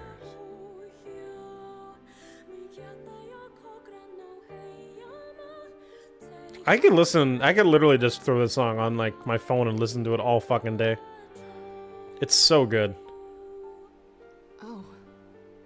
That's a long It is a long time, Kaine. Any luck with Yona? We are still no closer to finding her. We need a way to locate the Shadow Lord. This is for you. Lunar tears. Did you make this? It's just a little welcome back gift. It's not much. He never even explained like how he even got the lunar tears. Like, aren't they like almost impossible to get? It's nothing like the one Grandma used to make, but oh hell. Thanks. Excuse me. Popola. I know about you now. I finished Route A. That's great. Listen, Everything she says, everything that her and Devilis say, I'm gonna have a whole new fucking perspective on it now. So it's actually gonna be pretty interesting. This doesn't make sense. Please, try to understand. People are tired and scared, and I'm sorry. I'm sorry you have to go. I'm wondering if the rest of the village even wanted them out over, or if it was just Devil and Popula. It's crap. It's okay. We can sleep outside. No one's sleeping outside. You and Kaine saved this village, and now they want to run you out? People are afraid of us. And really, I understand. I mean, look at me. As long as you're still with us, I can deal with it. Right, Kaine? I'm used to sleeping outside. I'm sorry. We'll see you later. We're sorry. Oh, jeez. So I'm kind of curious from here on out. What is anything else going to be different, or are we just going to play like the same, the same game? I'm hoping I don't have to like retread too much of the same stuff. Honestly. Kaine always sleeps outside. I never thought about that until just now. How could I have not noticed that?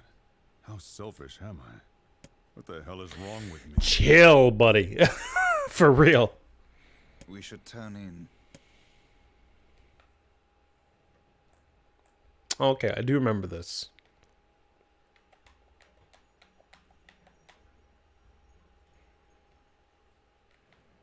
Yeah, and you probably. Well, I don't know if I should say. I don't know if I should say should have. Devil and Popula technically should not have died, because, yeah, they kind of needed to live. Oh well.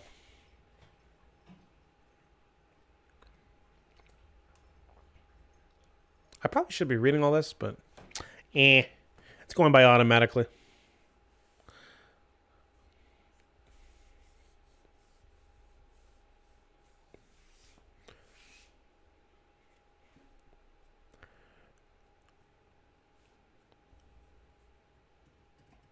Ooh, this is a new thing. Observe the slow progress of white chlorination. No unusual ratings.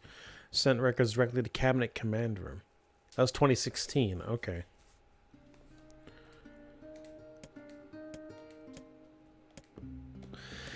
All right.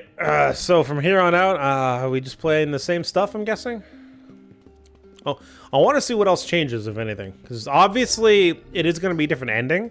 So some stuff between here and there have to change in order to get that different ending, right? I imagine.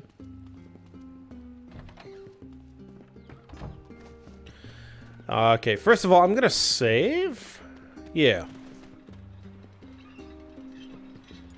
That's actually saved to a new save file.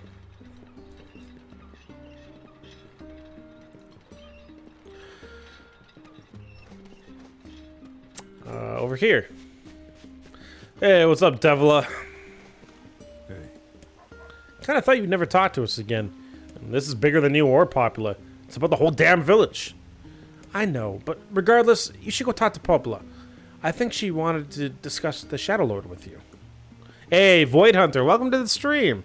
How you doing? If they change the number on that loading screen to 2020, it would be pretty accurate. That's true. Oh, and also, sorry, but yesterday kind of flew off the handle. No, you didn't. Besides, it was our fault in the first place. Let Emil and Kaine know that we're sorry, alright? I'll do that. Alright, let's go talk to Popula. I want to check out the boss trophy room. I'm curious if they're all still there. I never... because I never had a chance to actually look at the final... what the final trophy was, right? So I'm wondering if it would let me now.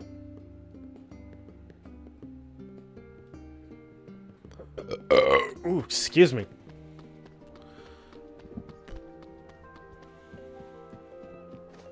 Let's take a look-see. No, okay, interesting.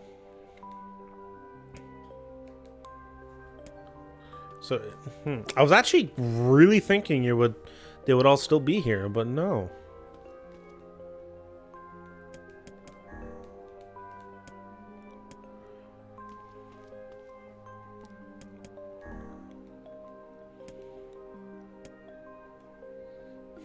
Okay.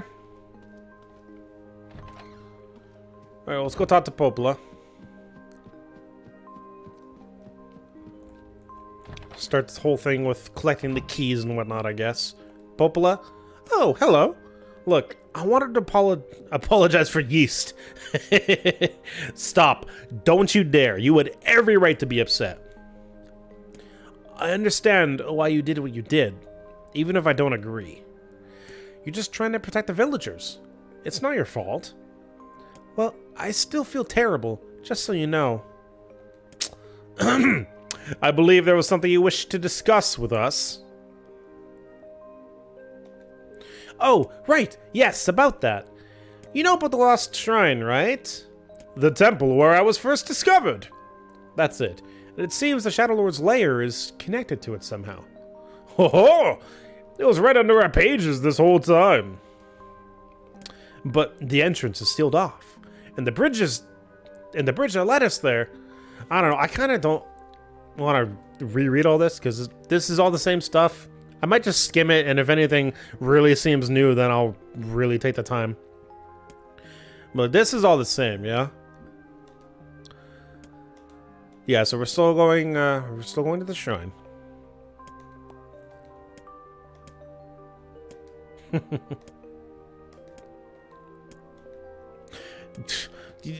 You be careful, Popola. Don't. Maybe one day my spear will be in your back. Freaking android! Okay, let's go. Okay, so I want to go talk to Devila, see if a side quest's still a thing. Do I got to do all of them again? Oh, you know what? I actually completely forgot. Let me look at my weapons. Do I still have all the weapons that I collected in my first playthrough? Oh. Shopping ticket to the boat landing. Yes, I know.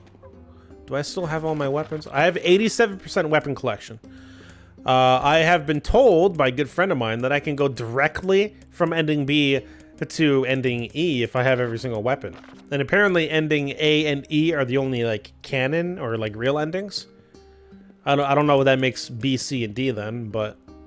So I was thinking maybe I'll use a weapon guide to actually collect all the weapons.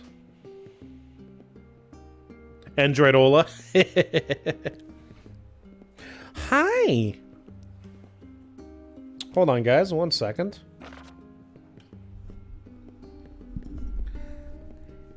You want to come say hi on camera? I know you don't really like being held. Oh. Say hi. Oh, okay. Oh. Ah. Or not. Come here. Come here.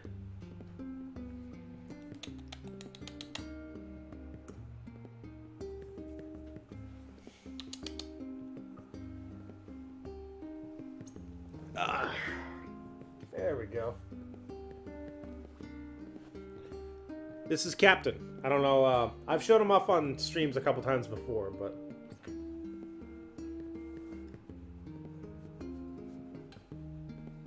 He is such a good boy. I wish I had like a cat cam or something. That'd be the cutest. Oh, are you purring, buddy? I know you don't really like being held. Yeah, he's trying to get out of my hands right now. All right, I'll let you go. I'm not here to torture you, buddy. Yes, I've also been told that ending E is supposedly the real ending, whatever that means. So Automata probably does come from ending E. He's just sitting on my lap now. I wonder if oh, hey, whoa, you dropped. Okay, now you dropped my controller. I forgot the word. That's not cool, buddy. Yes, Trump's Twitter was deleted a while ago, actually. Yeah, I think it was actually the same day as the riots. Or either that or the day after. But yes, I heard about that a while ago, Steven. Anyways, let's not get into, like, you know, all that shit. Let's play the game.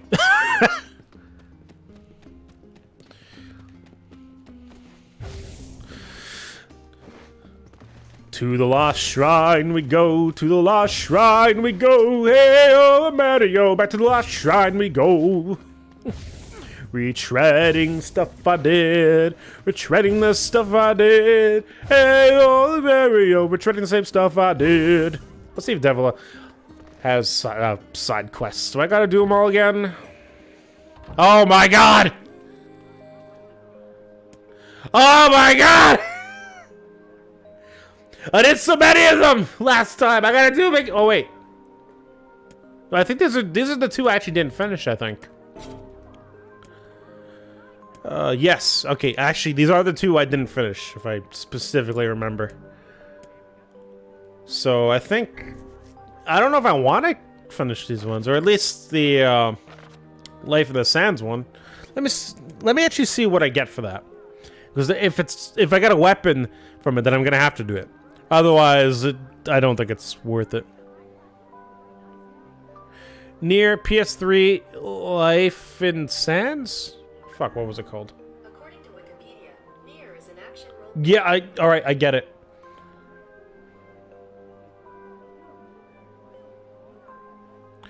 There's an ending connected to getting 100%. Are you serious? Ugh.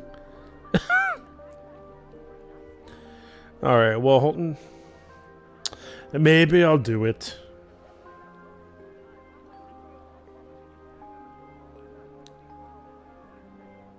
Okay, well, Life in the Sands only gets me 10,000 gold, so I'm gonna put it on the back burner. How about the Scattered Cargo? Let me see what Scattered Cargo gets me.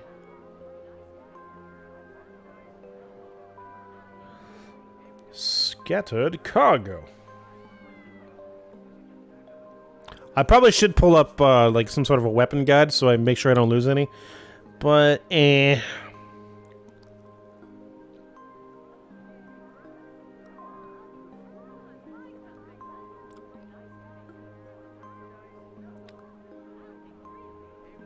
oh, okay, so Scattered Cargo has two different actually two different rewards depending on how I finish it, but they're both just money. That's fine. This run might, you know, going back to the end of the game, I gotta fully upgrade every weapon? Oh my god!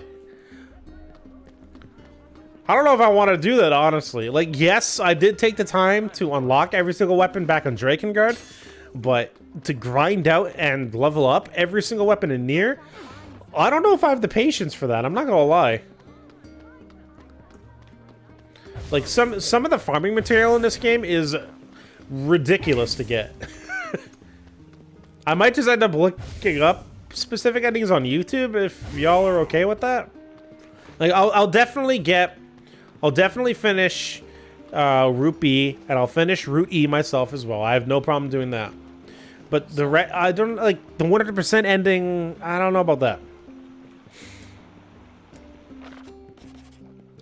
Last shrine, let's go. I just don't have the patience, you know? Random Cheeto! I had a bag sitting right next to me literally the whole time. The shrine is at the other end of this cave.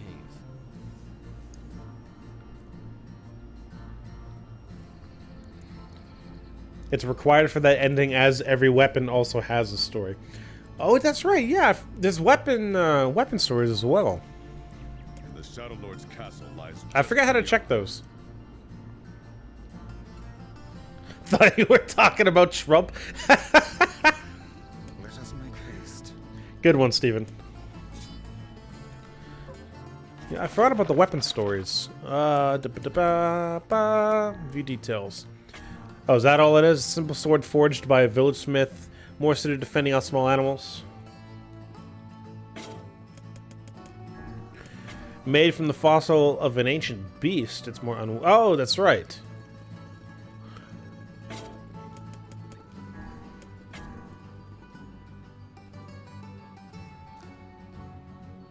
Uses to slay his loyal subjects. Jesus.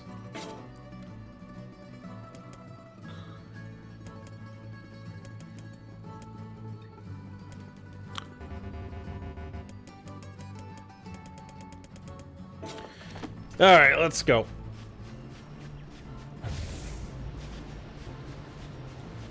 Do any of the weapons actually have, like, weapon stories that are worth reading? Let's check... Actually, let's check oh. Wait, this is new. I'm sorry, Hansel and Gretel? Ancient Overlord reappears in Automata. Interesting. But, I'm sorry, Hansel and Gretel? Okay.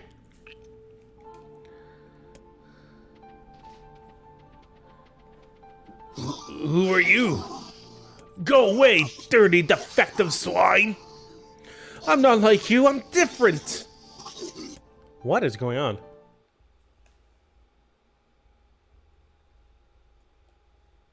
Okay.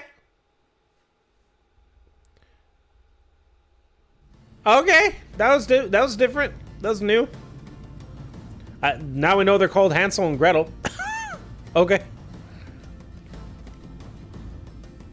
So I'm guessing there's gonna be lots of little things like that. That's gonna be new in this playthrough. Very interesting.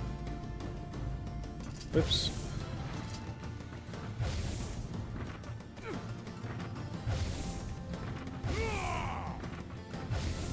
NieR was originally about fairy tales coming to life, which is why those names appear. Fairy tales? I didn't know about that. Okay. But it definitely changed drastically somewhere down the line.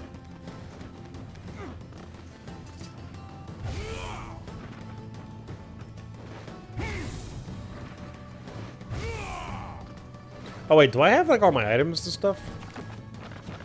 Okay. Okay, good. I have all my healing items and whatnot. So it was Kingdom Hearts? Well, I mean, Kingdom Hearts isn't exactly fairy tales, but...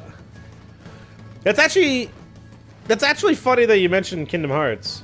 I think NieR was supposed to originally be, from what I've heard, NieR was originally going to have turn-based combat, but they decided to go with real-time action because of the success of Kingdom Hearts. This is, I read that somewhere. I don't remember where.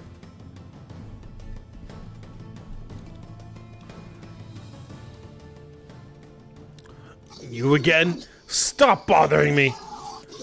Grimoire Vice has been taken away. Hansel is dead. There's no reason for me to exist anymore.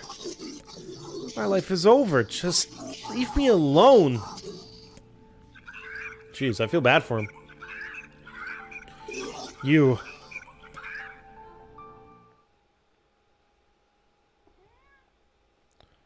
Yes, KH combat is good. Especially Kingdom Hearts 2, you'll come to find, Steven. Kingdom Hearts 2 literally definitely has the best combat in the entire series. Not to say the rest of the series is bad combat. Just Kingdom Hearts 2 takes it to another level.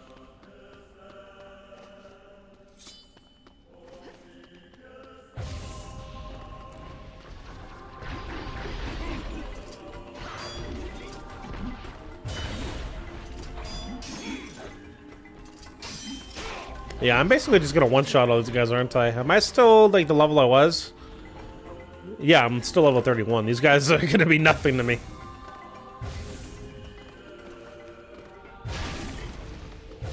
Dude, I straight up spawn killed that one shade. I feel bad.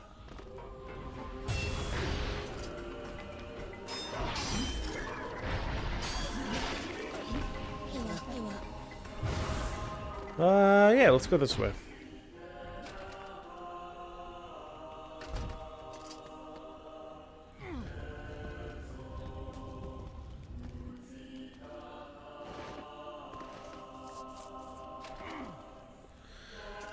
Trying to remember. Yeah, I'll push you this way. Push you. I can't. Ah. Fine. There we go.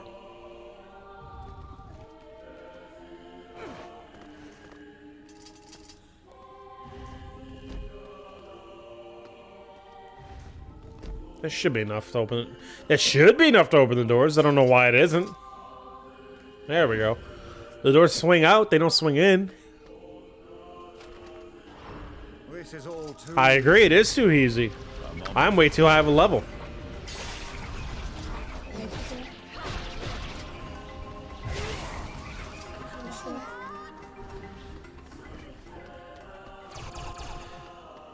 Alright, what else we got? Get out of here with your armor and your plates and your jibber jabbers.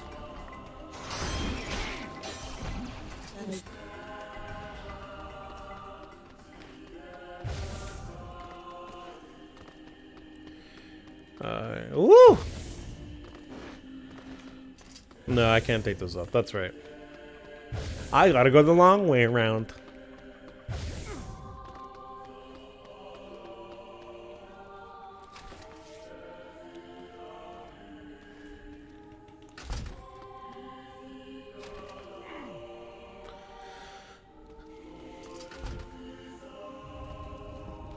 Okay, let's bring you over here. Oh.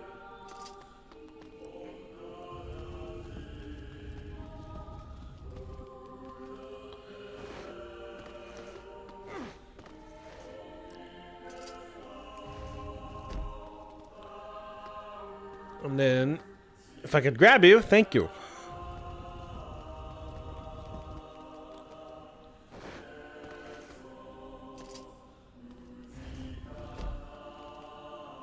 Actually, I don't know if this is gonna if this is gonna work. Never mind. All right, back this way.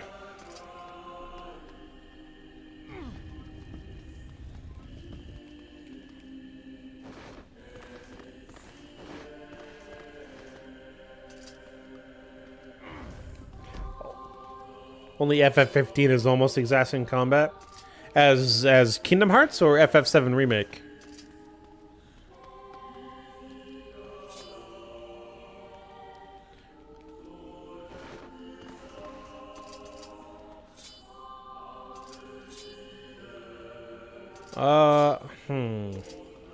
Wait, hold on a second.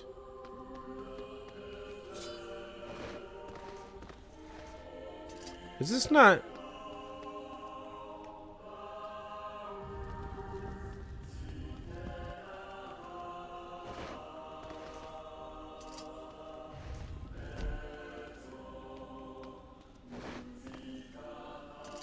I might have a problem here.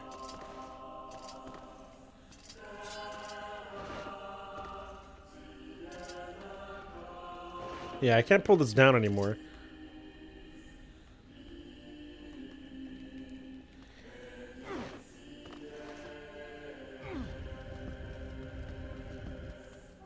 They refined it in 7R, made it less cheesable. I still think Kingdom Hearts honestly has better combat than 7 Remake did, but that's my personal opinion. Okay, what am I missing here?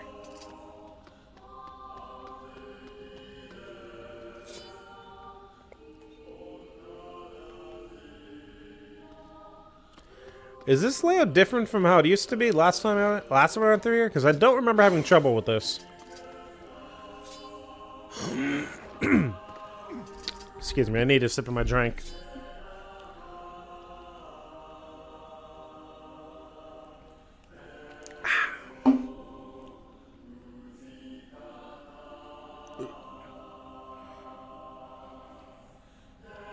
Just checking something. Just wanted to see if my girlfriend's messaged me at all. Which is why no one cared about it? Oh, bro.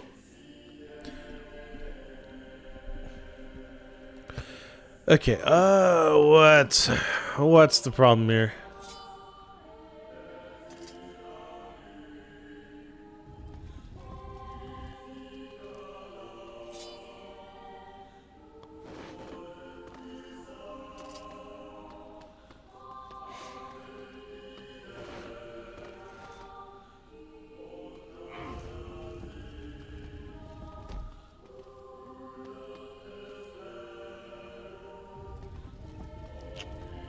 Wait, this might be far away from the door if I push it all the way over. There we go. All right. I just had to push it over more. Jesus. Oh, excuse me. This is an easy one.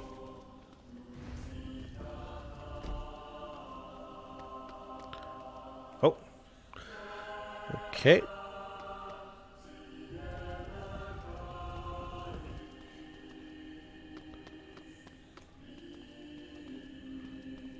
Let's get you down there. Well, no, let's just haul this one over.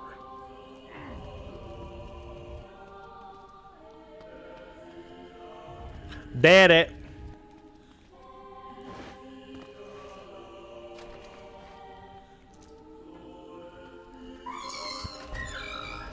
Wait, the shades are telling me to turn back. Who are these guys? That's different, I think. Their bodies aren't fully functioning. Ooh, Tyrant. Where incomplete shades get. That's what Tyrant sounds like? Okay. Yeah, so there is definitely like little tidbits and new things happening, for sure. Like the shade actually talked for one, and we have Tyrion voice lines now. I like it. I like it. It's enough new for me to be like, all right, yeah, I'm not having a bad time.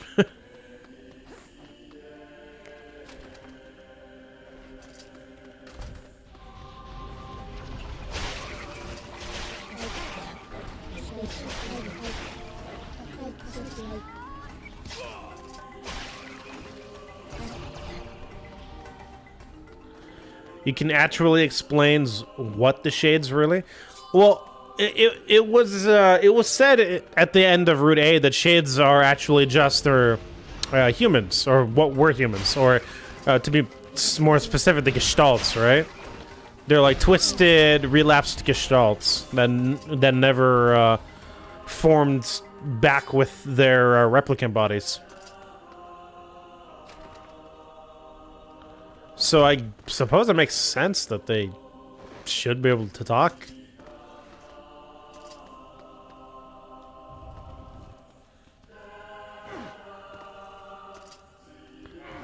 Alright. I was afraid there wouldn't be enough room here to pull it down, but no, we Gucci.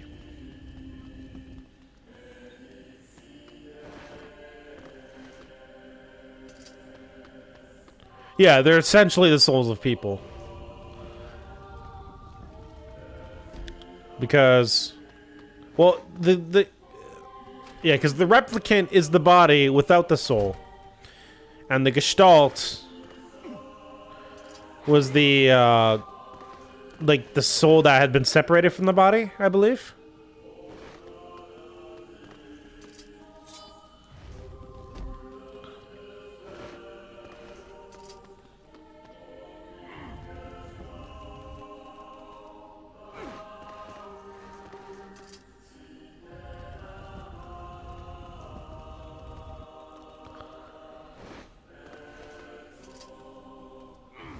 The small ones are kids. Oh, yeah, I was wondering why some shades were different sizes than others.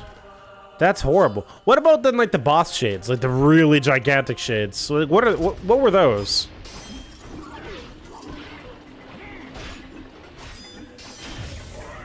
Ulo. I'm still getting more words. How many words can there be?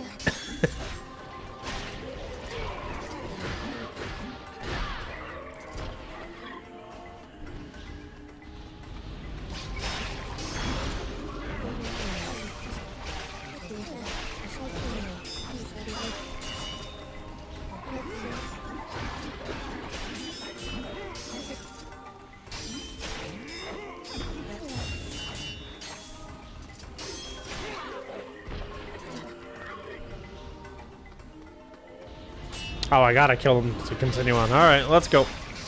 It's bloodbath time!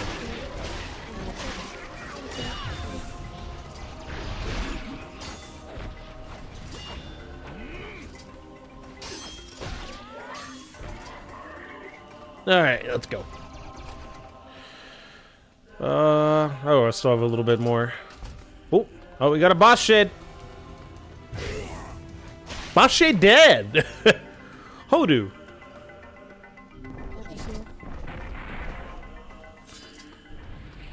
Just regular people. You can usually figure out at the age I'll figure out the age of a shade by the drops. The small ones are the only shades capable of dropping school bus. Oh my god, I never put that together. That is so fucked up. Hold on. No! Hold on, do I have any books?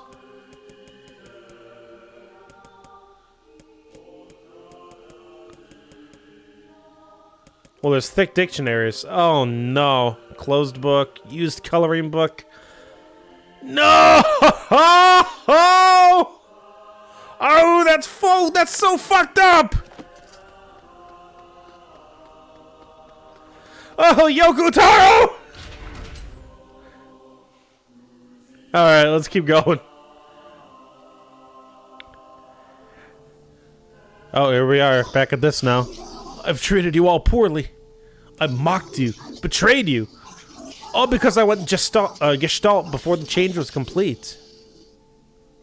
Or you went Gestalt, rather. But after all this, I think I can understand you. I think we can speak as equals. Yeah, a little bad. A little bad, Void Hunter. This makes me very happy. I hope we can spend the rest of our life. Ooh. What was that? Oh, is that supposed to be us making our way through here?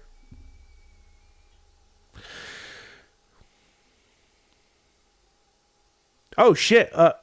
Uwakumi, 26 minutes ago, followed me. I'm so sorry I missed that. Thank you for the follow. Belated. Kaine, Emil, I want you to... I'm sorry, right? Sorry for what? I'm going to talk to the villagers. I want them to let you in. Oh, it's no big deal. Right, Kaine? I'm used to it. Well, you shouldn't be. It's crap, and it needs... I agree. Making them sleep outside is Everyone felt the fucked same up. way.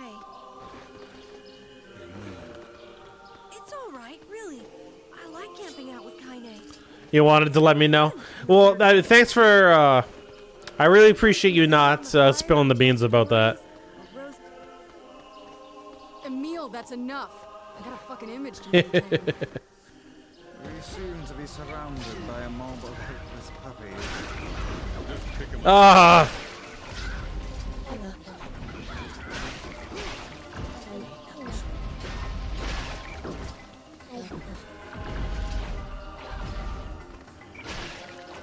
Oh, did I just get a used coloring book?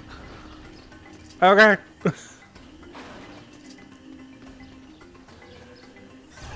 Is there still... Oh, there's still shit here. Let's kill it.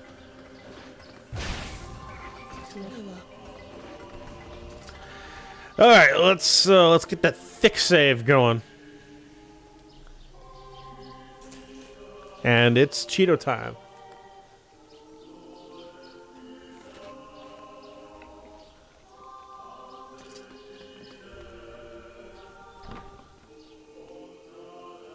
Oh, hey, Aaron.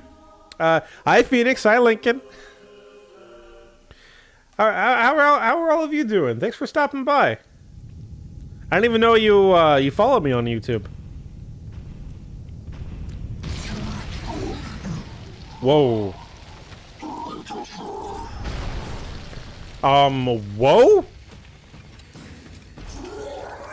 I'm pretty sure he's way angrier than he was last time. Yeah! He's way angrier than last time. Alright, cool! These are creatures of the darkness. Lure them to the light. Pathetic to the end, I see. Aim for that stone statue. It's the leader.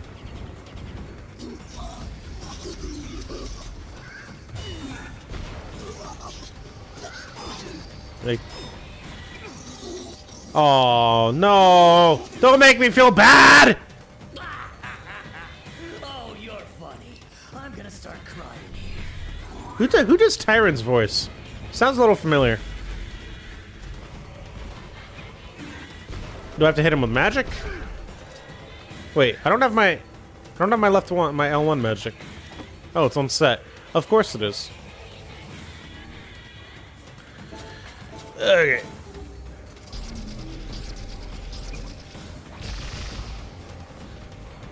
Foolish creatures, you cannot hope to best me. These little bastards just keep coming. These creatures cannot the sun. There we go. I straight up almost killed him.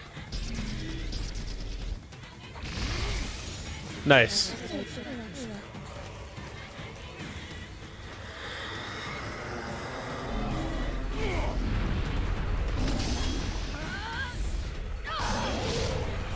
You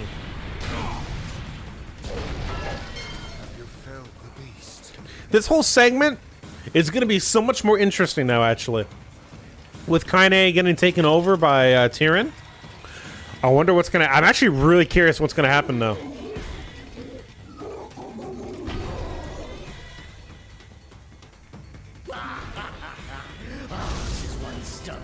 Oops.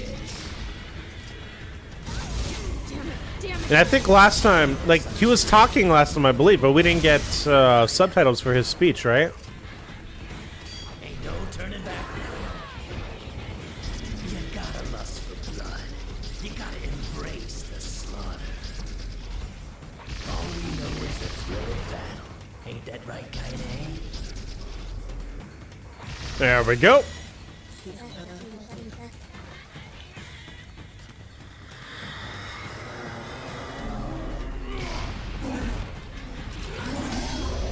Oof.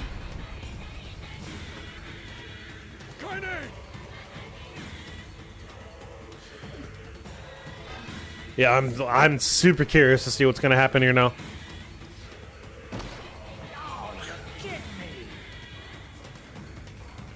No, Tyrion, we're not getting you. Rip. My Phoenix Spirit's too strong.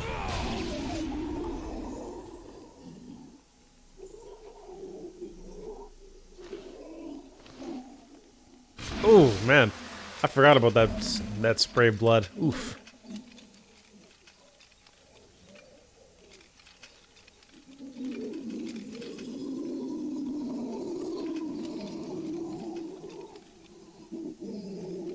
Jeez.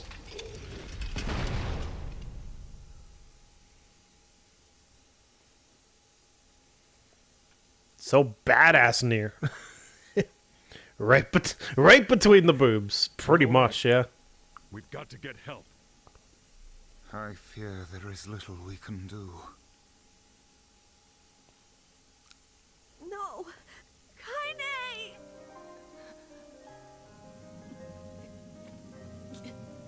Get back. What is that? Congrats on 1,000 subscribers. Thanks, Aaron. I appreciate that.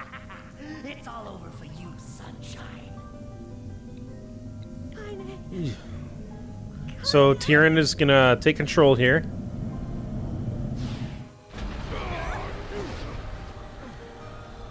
And then I suppose we just beat him back?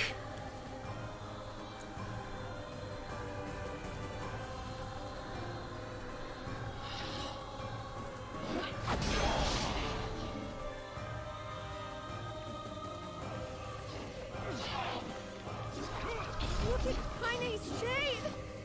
We've no other choice. We must strike it down. Kaine! Please come back! Oh, that's a lot of damage. That's a lot of damage. Oh dear. Oh, what's up?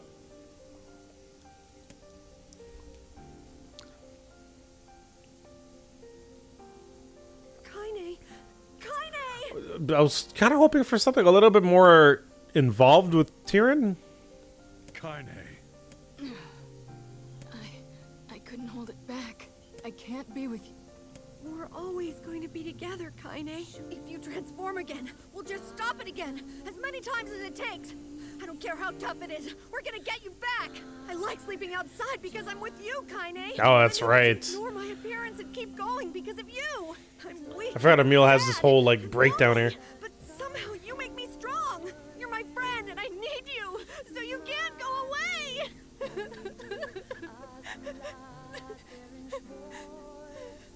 All right.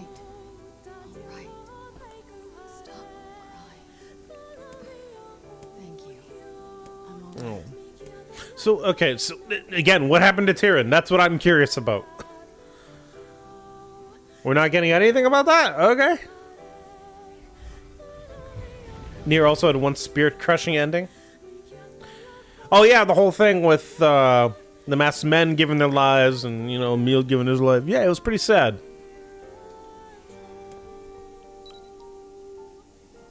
Alright, cool. We're just nothing about Tyrion there. Cool.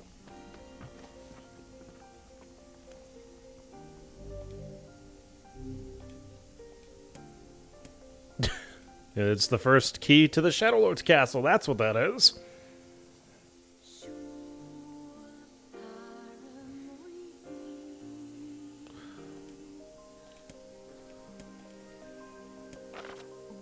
So, here's my question. Why did Popola help us out here so much? Like, Popola and Devila never wanted us to get to the Shadow Lord's castle. Why did she give us so much information? Like, she could have pretended she had no idea what it was, or even tell us it was something else entirely. And like, we just never would have known.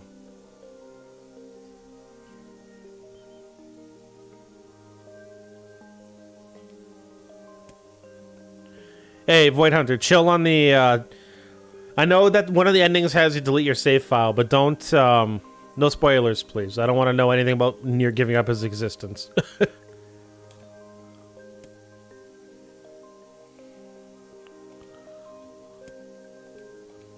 Yeah, I know all this.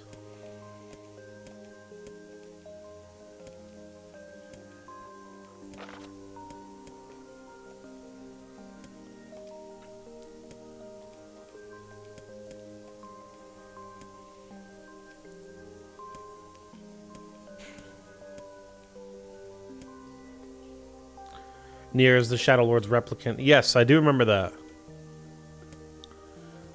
And the Shadow Lord was the original Gestalt, right?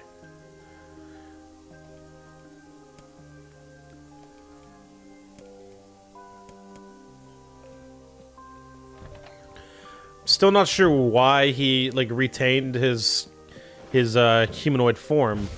That's one question I still hope gets answered, but. Oh, Yona. Sad. You know, I'm really curious now if the diary entries are replicant Yona or if they're actually Gestalt Yona.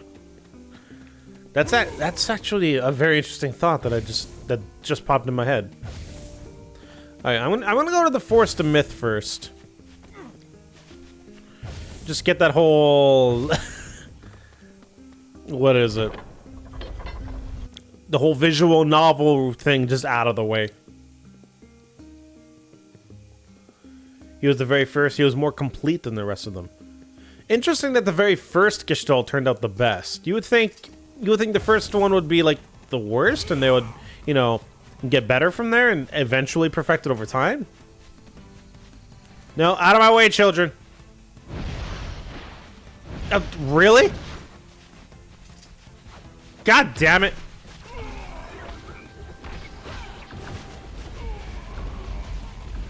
Oops. Not what I wanted.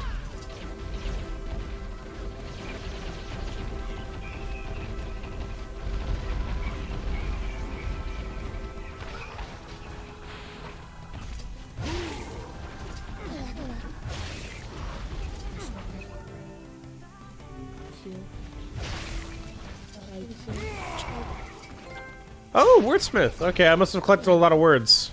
What's this? Recovery potion. Not bad.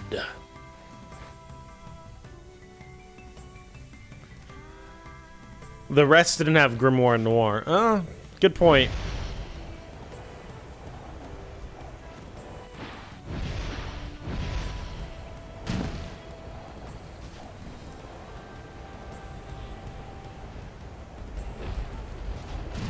Alright, to the Forest of Myth!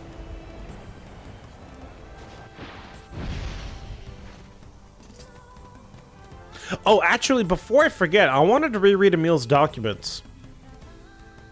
I want to see if now knowing the information that I know about Gestalts and replicants, if I could put a little bit more like context and meaning to his documents. So he had 4. So I'm just gonna skim these.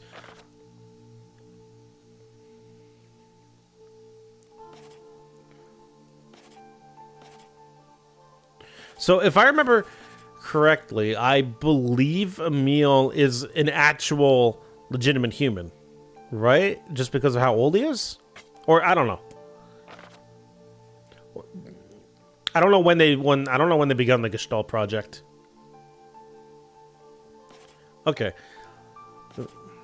6, ready to initiate the startup experiment. This will likely mark a great leap forward in Gestalt research. Okay. It's the Lamborghini. Yeah. Yes.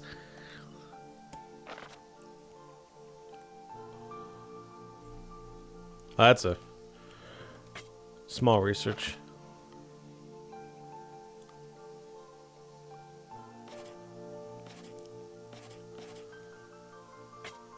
Okay, so these are all 2025, 2026.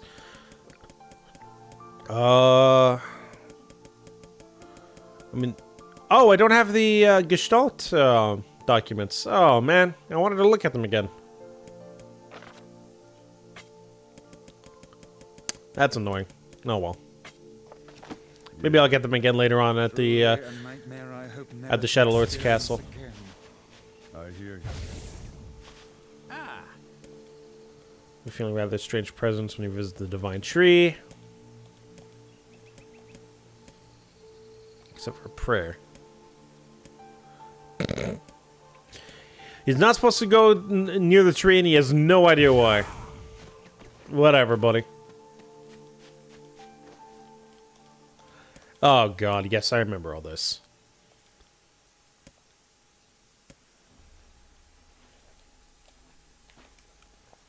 One second, I'm just going to try to get a little bit more comfortable. Ugh.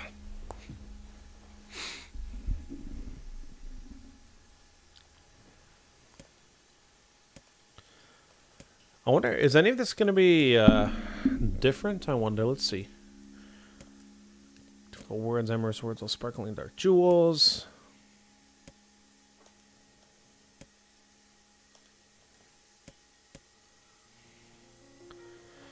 Its task, its purpose.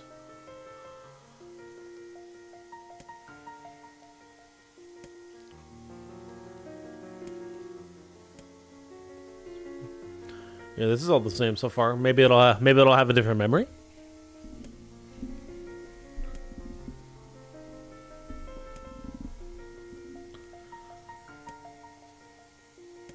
Yeah, this is all the same. I'm just gonna.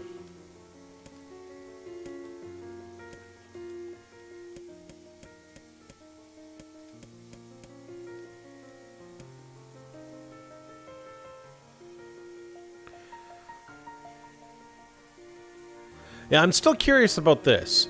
It's a beast with red eyes that turns into a pillar of salt when she strikes it. That I'm thinking that definitely has. Is it some sort of a reference to the Queen Beast, or maybe the White Chlorination?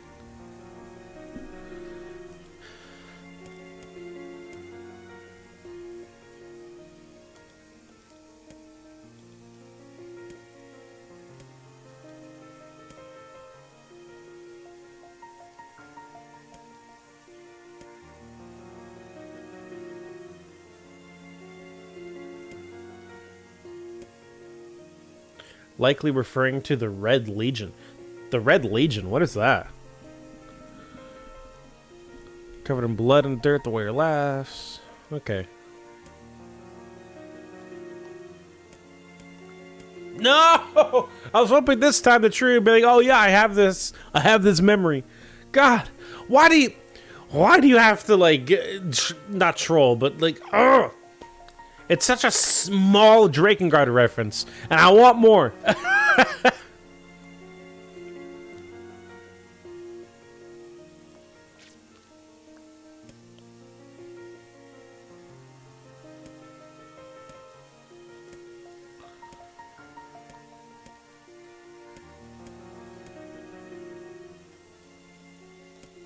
Yeah, yeah, yeah.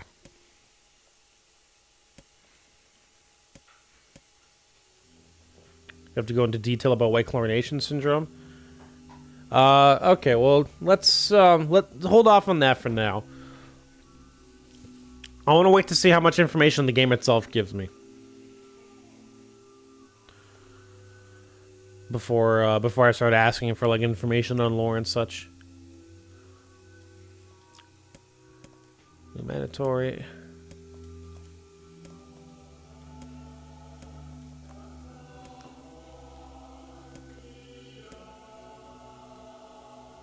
So this is interesting. A shade consuming the memories of this tree.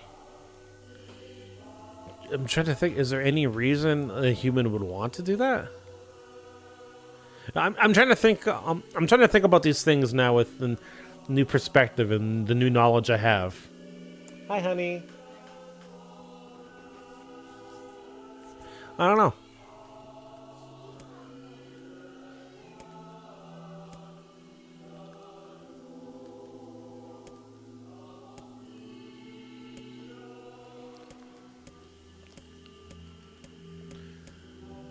Ooh. Fuck, what color was it? Green? Nope. Shit! God damn it. Let's try again.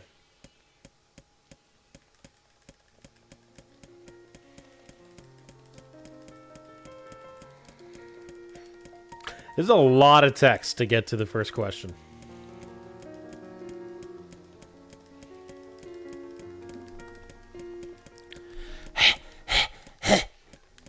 I feel like I play Drakengard, just spamming the button.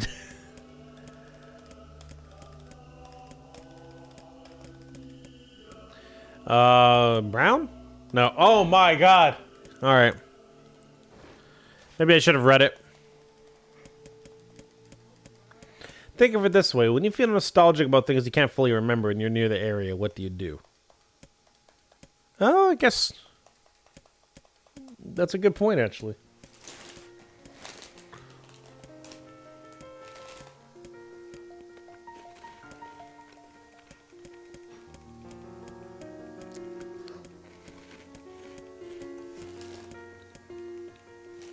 I hope the crunching of my Cheetos isn't too loud in the microphone. If it is, I'll stop. I'll stop eating them. I'm just hungry.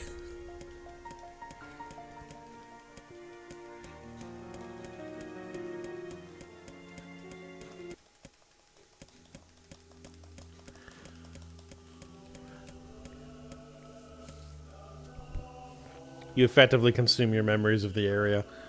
Yeah, I guess that does make sense. Okay, blue. Yes, the shade. This was the first time we kind of learned about shades having intelligence. Interesting.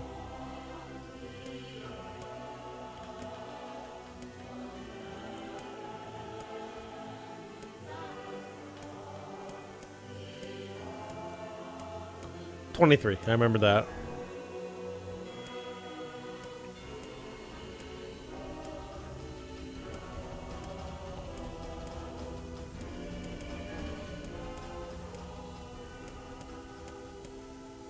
I deliberately picked a different Yona there to see if it actually did somehow matter, but I don't think it does.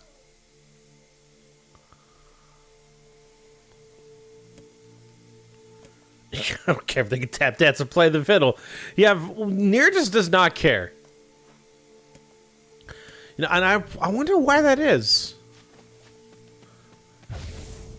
I don't know, it's interesting. Junkie, Popla has nothing to say.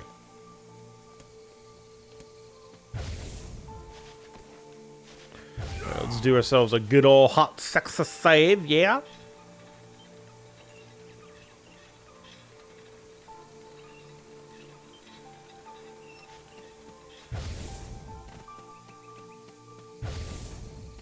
And get on out of here, big boy.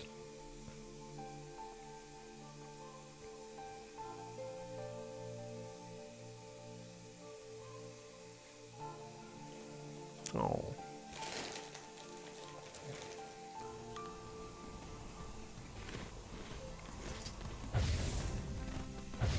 Come on, Lamborghini. It's time to go. Vroom, vroom.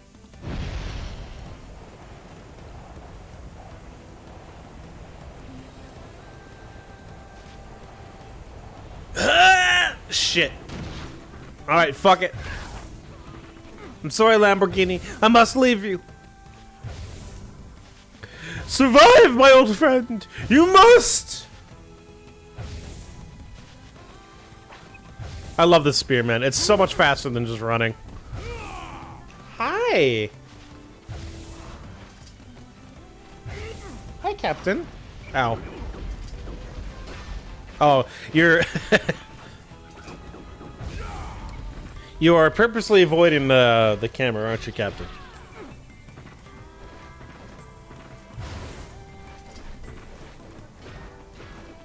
I think my kitty wants some love here. You're making it very hard for me to play my game, Captain. Oh, but you're just too cute. Oh. Oops. Don't go down the ladder. No. Up the ladder.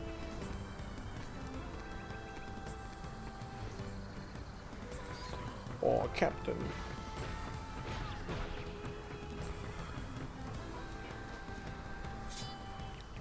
Oh, rest on my lap. What?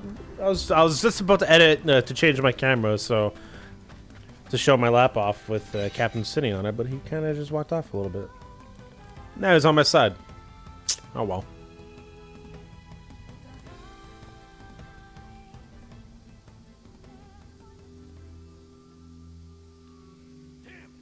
Oh, oh, this is new. Oh, what's happening here? Okay, we got two shades hugging each other. Oh no. There's something over there.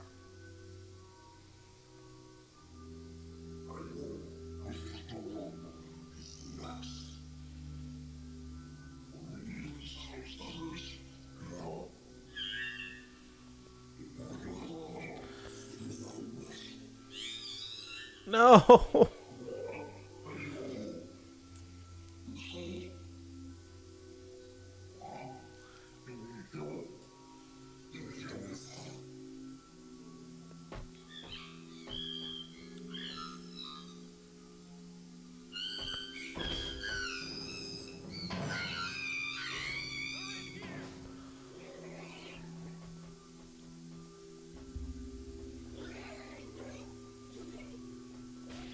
Oh.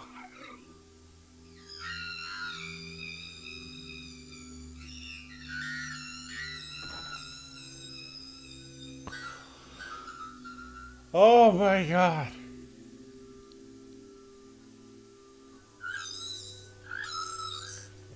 Dude, this is too much.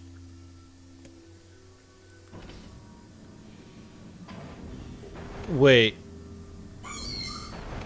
Who are you? Oh, it's the robot that wanted to see the world. Khalil. They remember their names? Military defense robot P-33. You are an intruder. Oh, no! Error. There is something leaking from your eyes.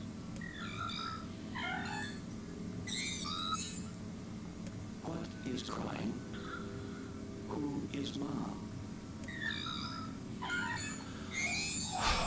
Oh my God. My creator is also dead. He perished hundreds of years ago. 874 years, 10 months, 14 days, 4 hours, and 43 minutes. 44 minutes. I am incapable of being lonely, or missing others, or Because he's a crying. robot.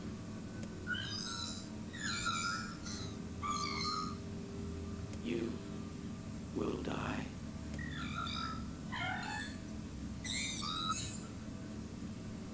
Why will they kill you?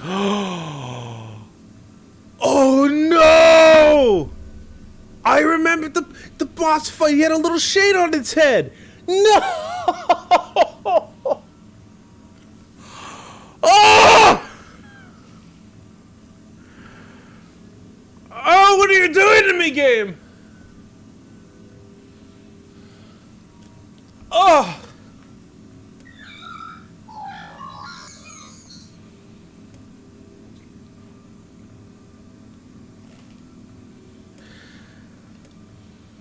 I will not permit the humans to kill Khalil. Military defense robot P-33. Oh, that's so cute. P-33 is charged with defending others. P-33 will defend Aww. Khalil. BP. Oh, that's so cute. Oh, and it's so sad because I know the outcome. Just think of how many I've killed. How many have gone through for that? How many? Yeah, There's gotta be Jesus. tons of machinery here. Yeah, but I don't know how much we can actually use. Oh wow! Check this out. It looks brand new. Hey. Yeah, I killed it. I'm fine. Oh no. Huh?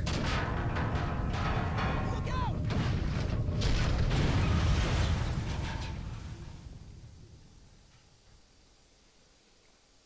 It's interesting that Gideon was so bent on thinking that the robots killed Jacob, but it looks like it was just like a crash. Like things just fell. Jacob!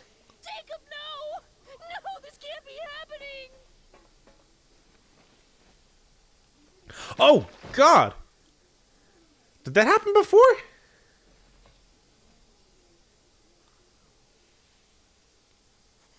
Like, I do not remember his arm popping off like that. Oh God!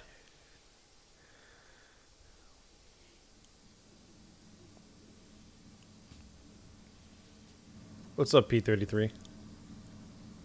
Okay, so we are seeing. I think we're seeing some new stuff here. Maybe.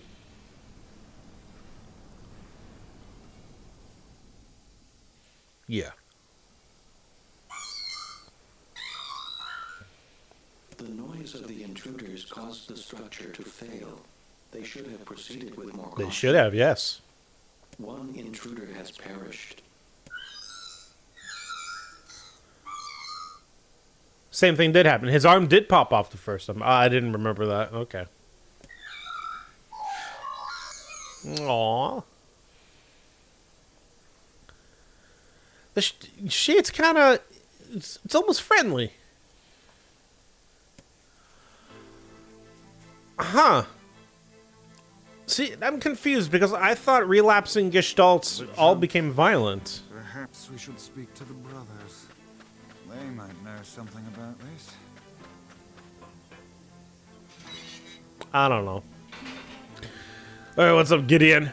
Oh, hello again. Interesting that he grew up to have a similar voice to his brother, because Yuri Lowenthal also voices older Gideon.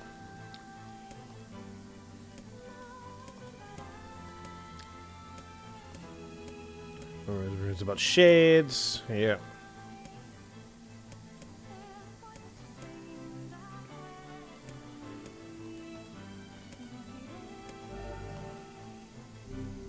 Yeah, do we not already have this weapon? Yeah, I was wondering about that. These things happen second time around. Shush, shush. Not all the shades are relapsed gestalts. Oh!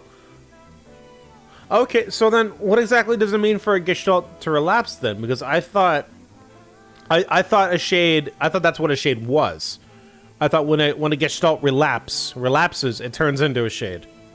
If that's not the case, then what does it mean for a gestalt to relapse?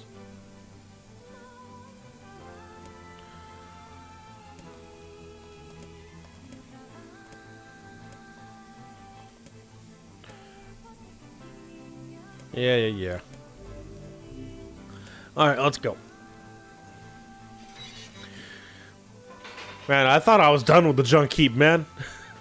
I hate this place. I have really grown to hate the junk heap. But at least this time, I don't think I'm gonna have to grind through it, which is nice.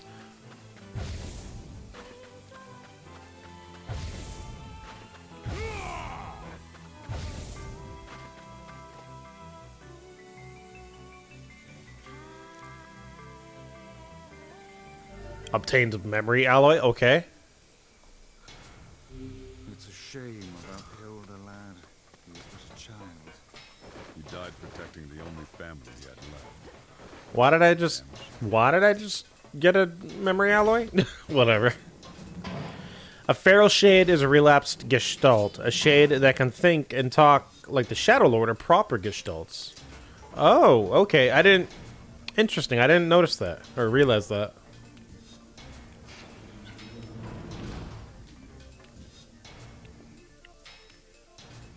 So gestalts that just some of the, yeah, I guess the Shadow Lord did definitely have more like sentience. He didn't seem entirely like violent, I guess. He was able to help shape the life of his brother. All right, bring out the robots. I want to see how fast I can get through this.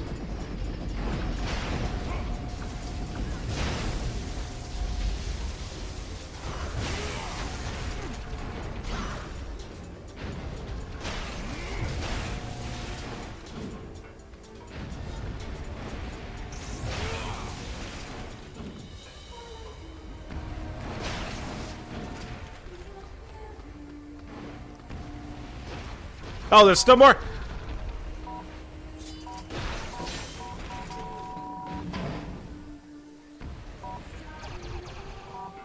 Well, I mean, I don't need to go up there and, you know, attack the robots and shit. Let's just beeline it. He might be mute, but he is fully capable of advanced planning and tactics. I wonder why he is mute, though. Is that just a side effect of becoming a gestalt? Or becoming a shade?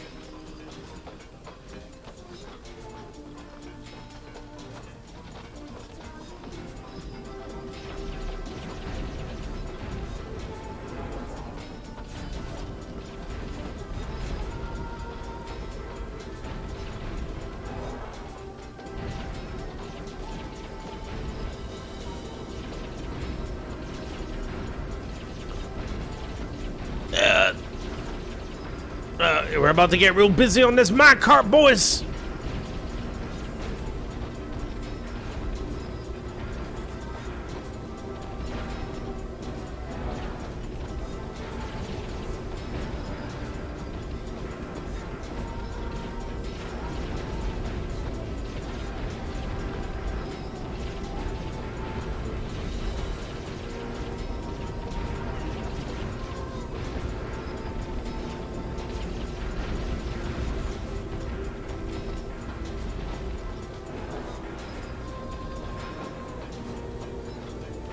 You don't know actually. Okay.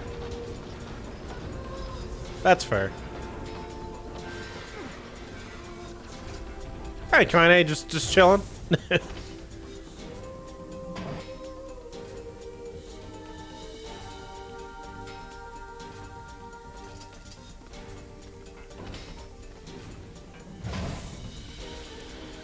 Alright, let's go, you robot freak!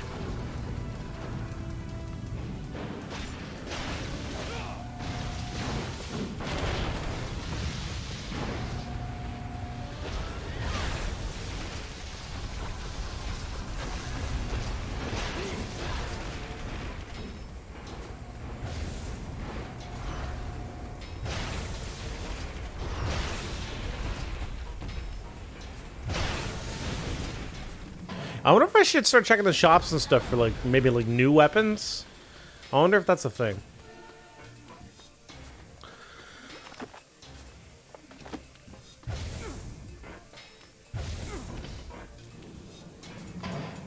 Maybe he just doesn't want to talk until he has his Yona back? Oh, maybe.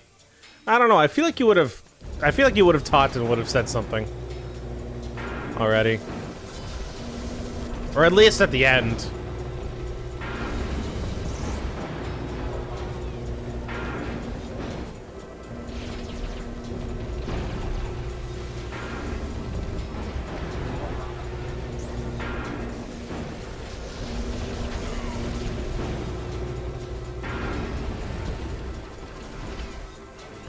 There we go. Oops, it is.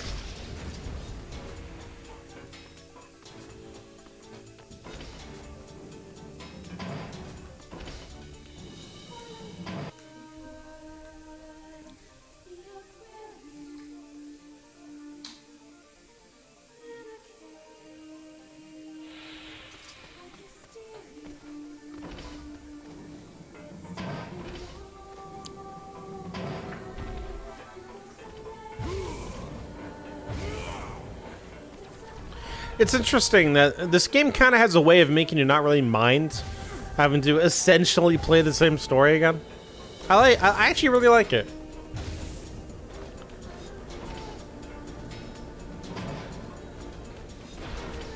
Noir could have also killed his will to talk by not being sassy.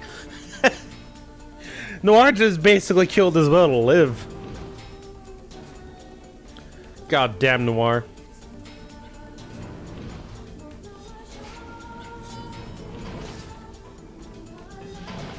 When is this gonna be a thing? When can I go in here? I'm too curious. I want to go. Ah!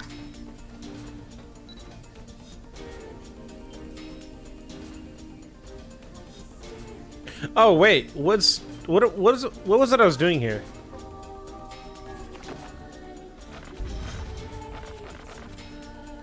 Wait, was the memory alloy what I was actually just supposed to be getting? I could have left, couldn't I? As soon as I got in here, when it gave me the memory alloy. God damn it. Whatever. Oh, I absolutely agree. I would 100% absolutely rather be stuck with Vice. No question about it. Fuck Noir.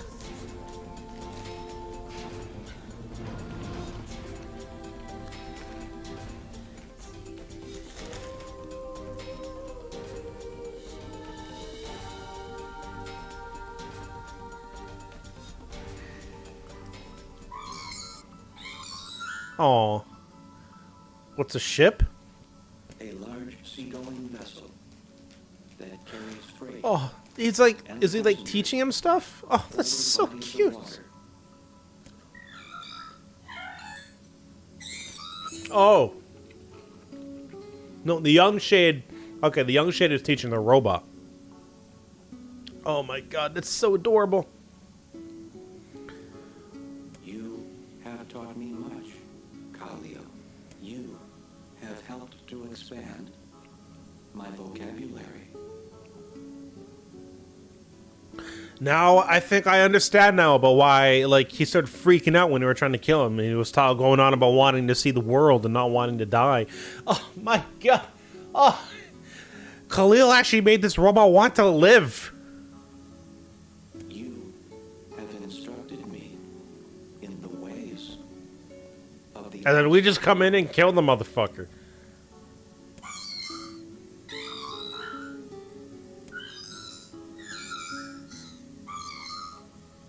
Because we are friends. This is making me feel so bad. But in a good way. This is fantastic storytelling. Oh my god. Like, the little things like this are actually making me appreciate the story much more.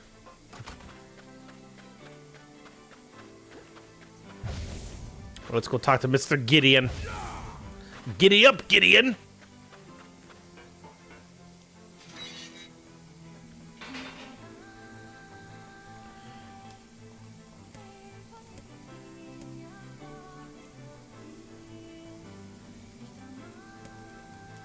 Oh, that's right. We're gonna have to go do something else. I guess we're gonna have to go to the king's wedding next, right?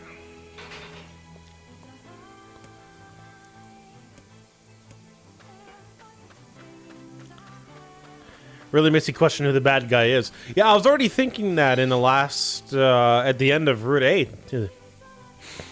Already, because NieR essentially, like, Replicant NieR essentially, like, Popola and Devla were not bad people. They were actually trying to continue human existence, essentially, with their Gestalt project. And NieR, just literally not understanding what it was about, went in, trashed the place, killed the only 2 people still running the project, doomed humanity. Yeah. Like, he obviously doesn't, like, he doesn't know it, and he doesn't mean to, I don't think, but I wouldn't really say there's necessarily, like, a villain to this story.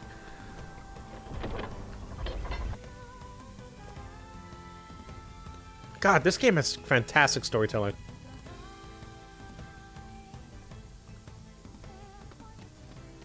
Alright, I actually want to go check out the blacksmith, see if there's any chance they got, like, new weapons or something for, like, the second playthrough. All in a day's work.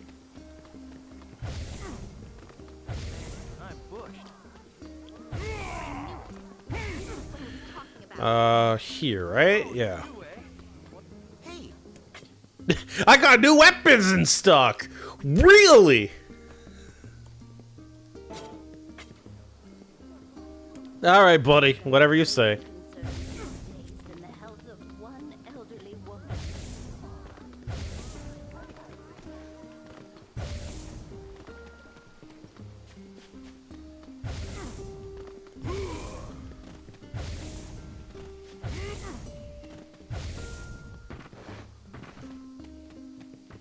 Oops, I did it.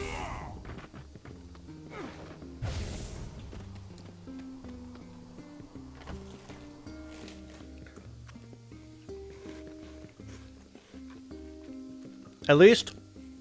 Oh, jeez, I got something in my eye. At least this playthrough is gonna go by way, way faster. Because, like, I'm only skimming over the text I've read before. I'm not grinding any materials. I'm not doing any side quests. I'm literally just beelining everything. And it's kind of nice. It's not gonna lie.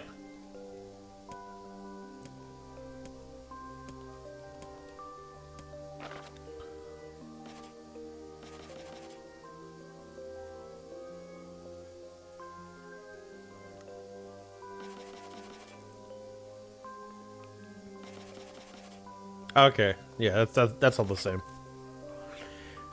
NieR is also an interesting fella. At least the brother version is he has a tad more story. Yeah, you or someone was telling me that the brother has like a really dark backstory compared to the father. And I would like to learn about that at some point. Maybe the remaster will have a bit more about that, since that is NieR Replicant.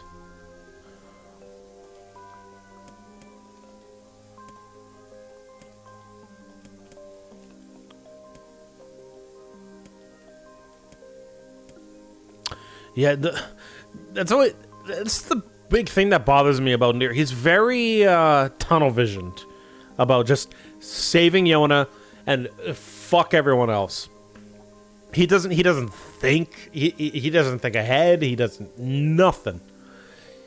If he's always charging ahead, killing anything that's in his way just to get to Yona.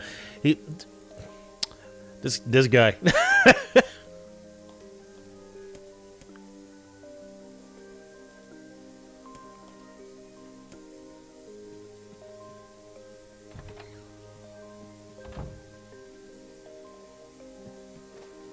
The game doesn't actively tell you. Yeah, I should probably... I've been thinking about checking Grimoire NieR out after I maybe finish the game. Grimoire NieR, was that released after this game, or was it released after Automata? The area, huh? Alright, let's go see the chief. What a soul-crushing place. Soul-crushing place. I love Vice's voice. I wish I could do a good British accent like Vice. Alright, let's go to the area. fight some big bosses. Just get the area destroyed again.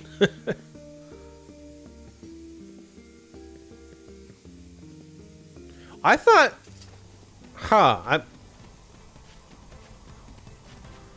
I thought the whole thing with the what is it? With facade actually happened first. Maybe the doesn't really matter the order you do things in right now. It was released before Automata as a catch-up book. Oh, okay, interesting. So then, yeah. So after I finish NieR, I'll definitely check out Grimoire. What's it called again? Grimoire NieR. Yeah, Grimoire NieR. I'll definitely check that out for sure after I finish this and before I play Automata. Is there an actual physical English version I can get? Oh, this is new. We do not desire needless conflict. Okay. If we can continue to live with humans, Then we can continue to live peacefully. but that man will come. Yes, that man will come. He will kill us all. He will kill our women and children. What should we do? What can we do? Uh-huh. So they're aware that I'll be coming. Okay, so regarding Grimoire and NieR, I believe from what I've heard that it's only ever been released in Japan. So I don't know if an actual English version of it exists, at least not physically. But I know I can download. I know there's English translations that exist online. I just wanted to come over here and take a look at this area a little bit more. Now that I have some context, a little bit more context about this area with Kaide's story and all that. Is this the house that they lived in? Was this their entire house? Well, not. I'm assuming some of it got destroyed from the shade attack, but it's a little bit of a shitty house.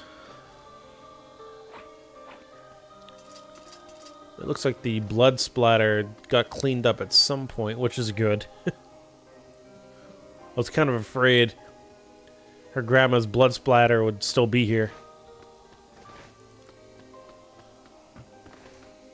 Okay.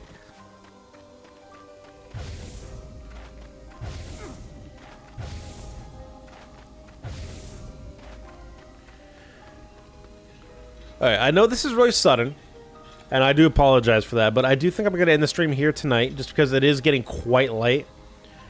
As much as I do want to keep playing, and I really do, it is getting quite late. I want to spend some time with my girlfriend.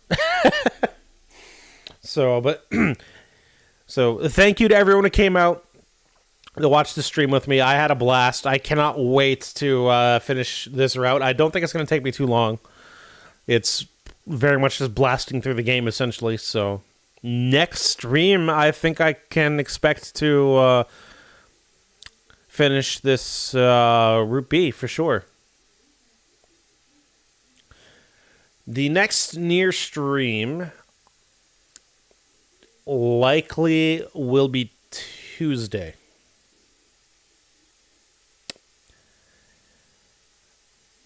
It'll most likely be Tuesday, but I will update on Twitter for sure.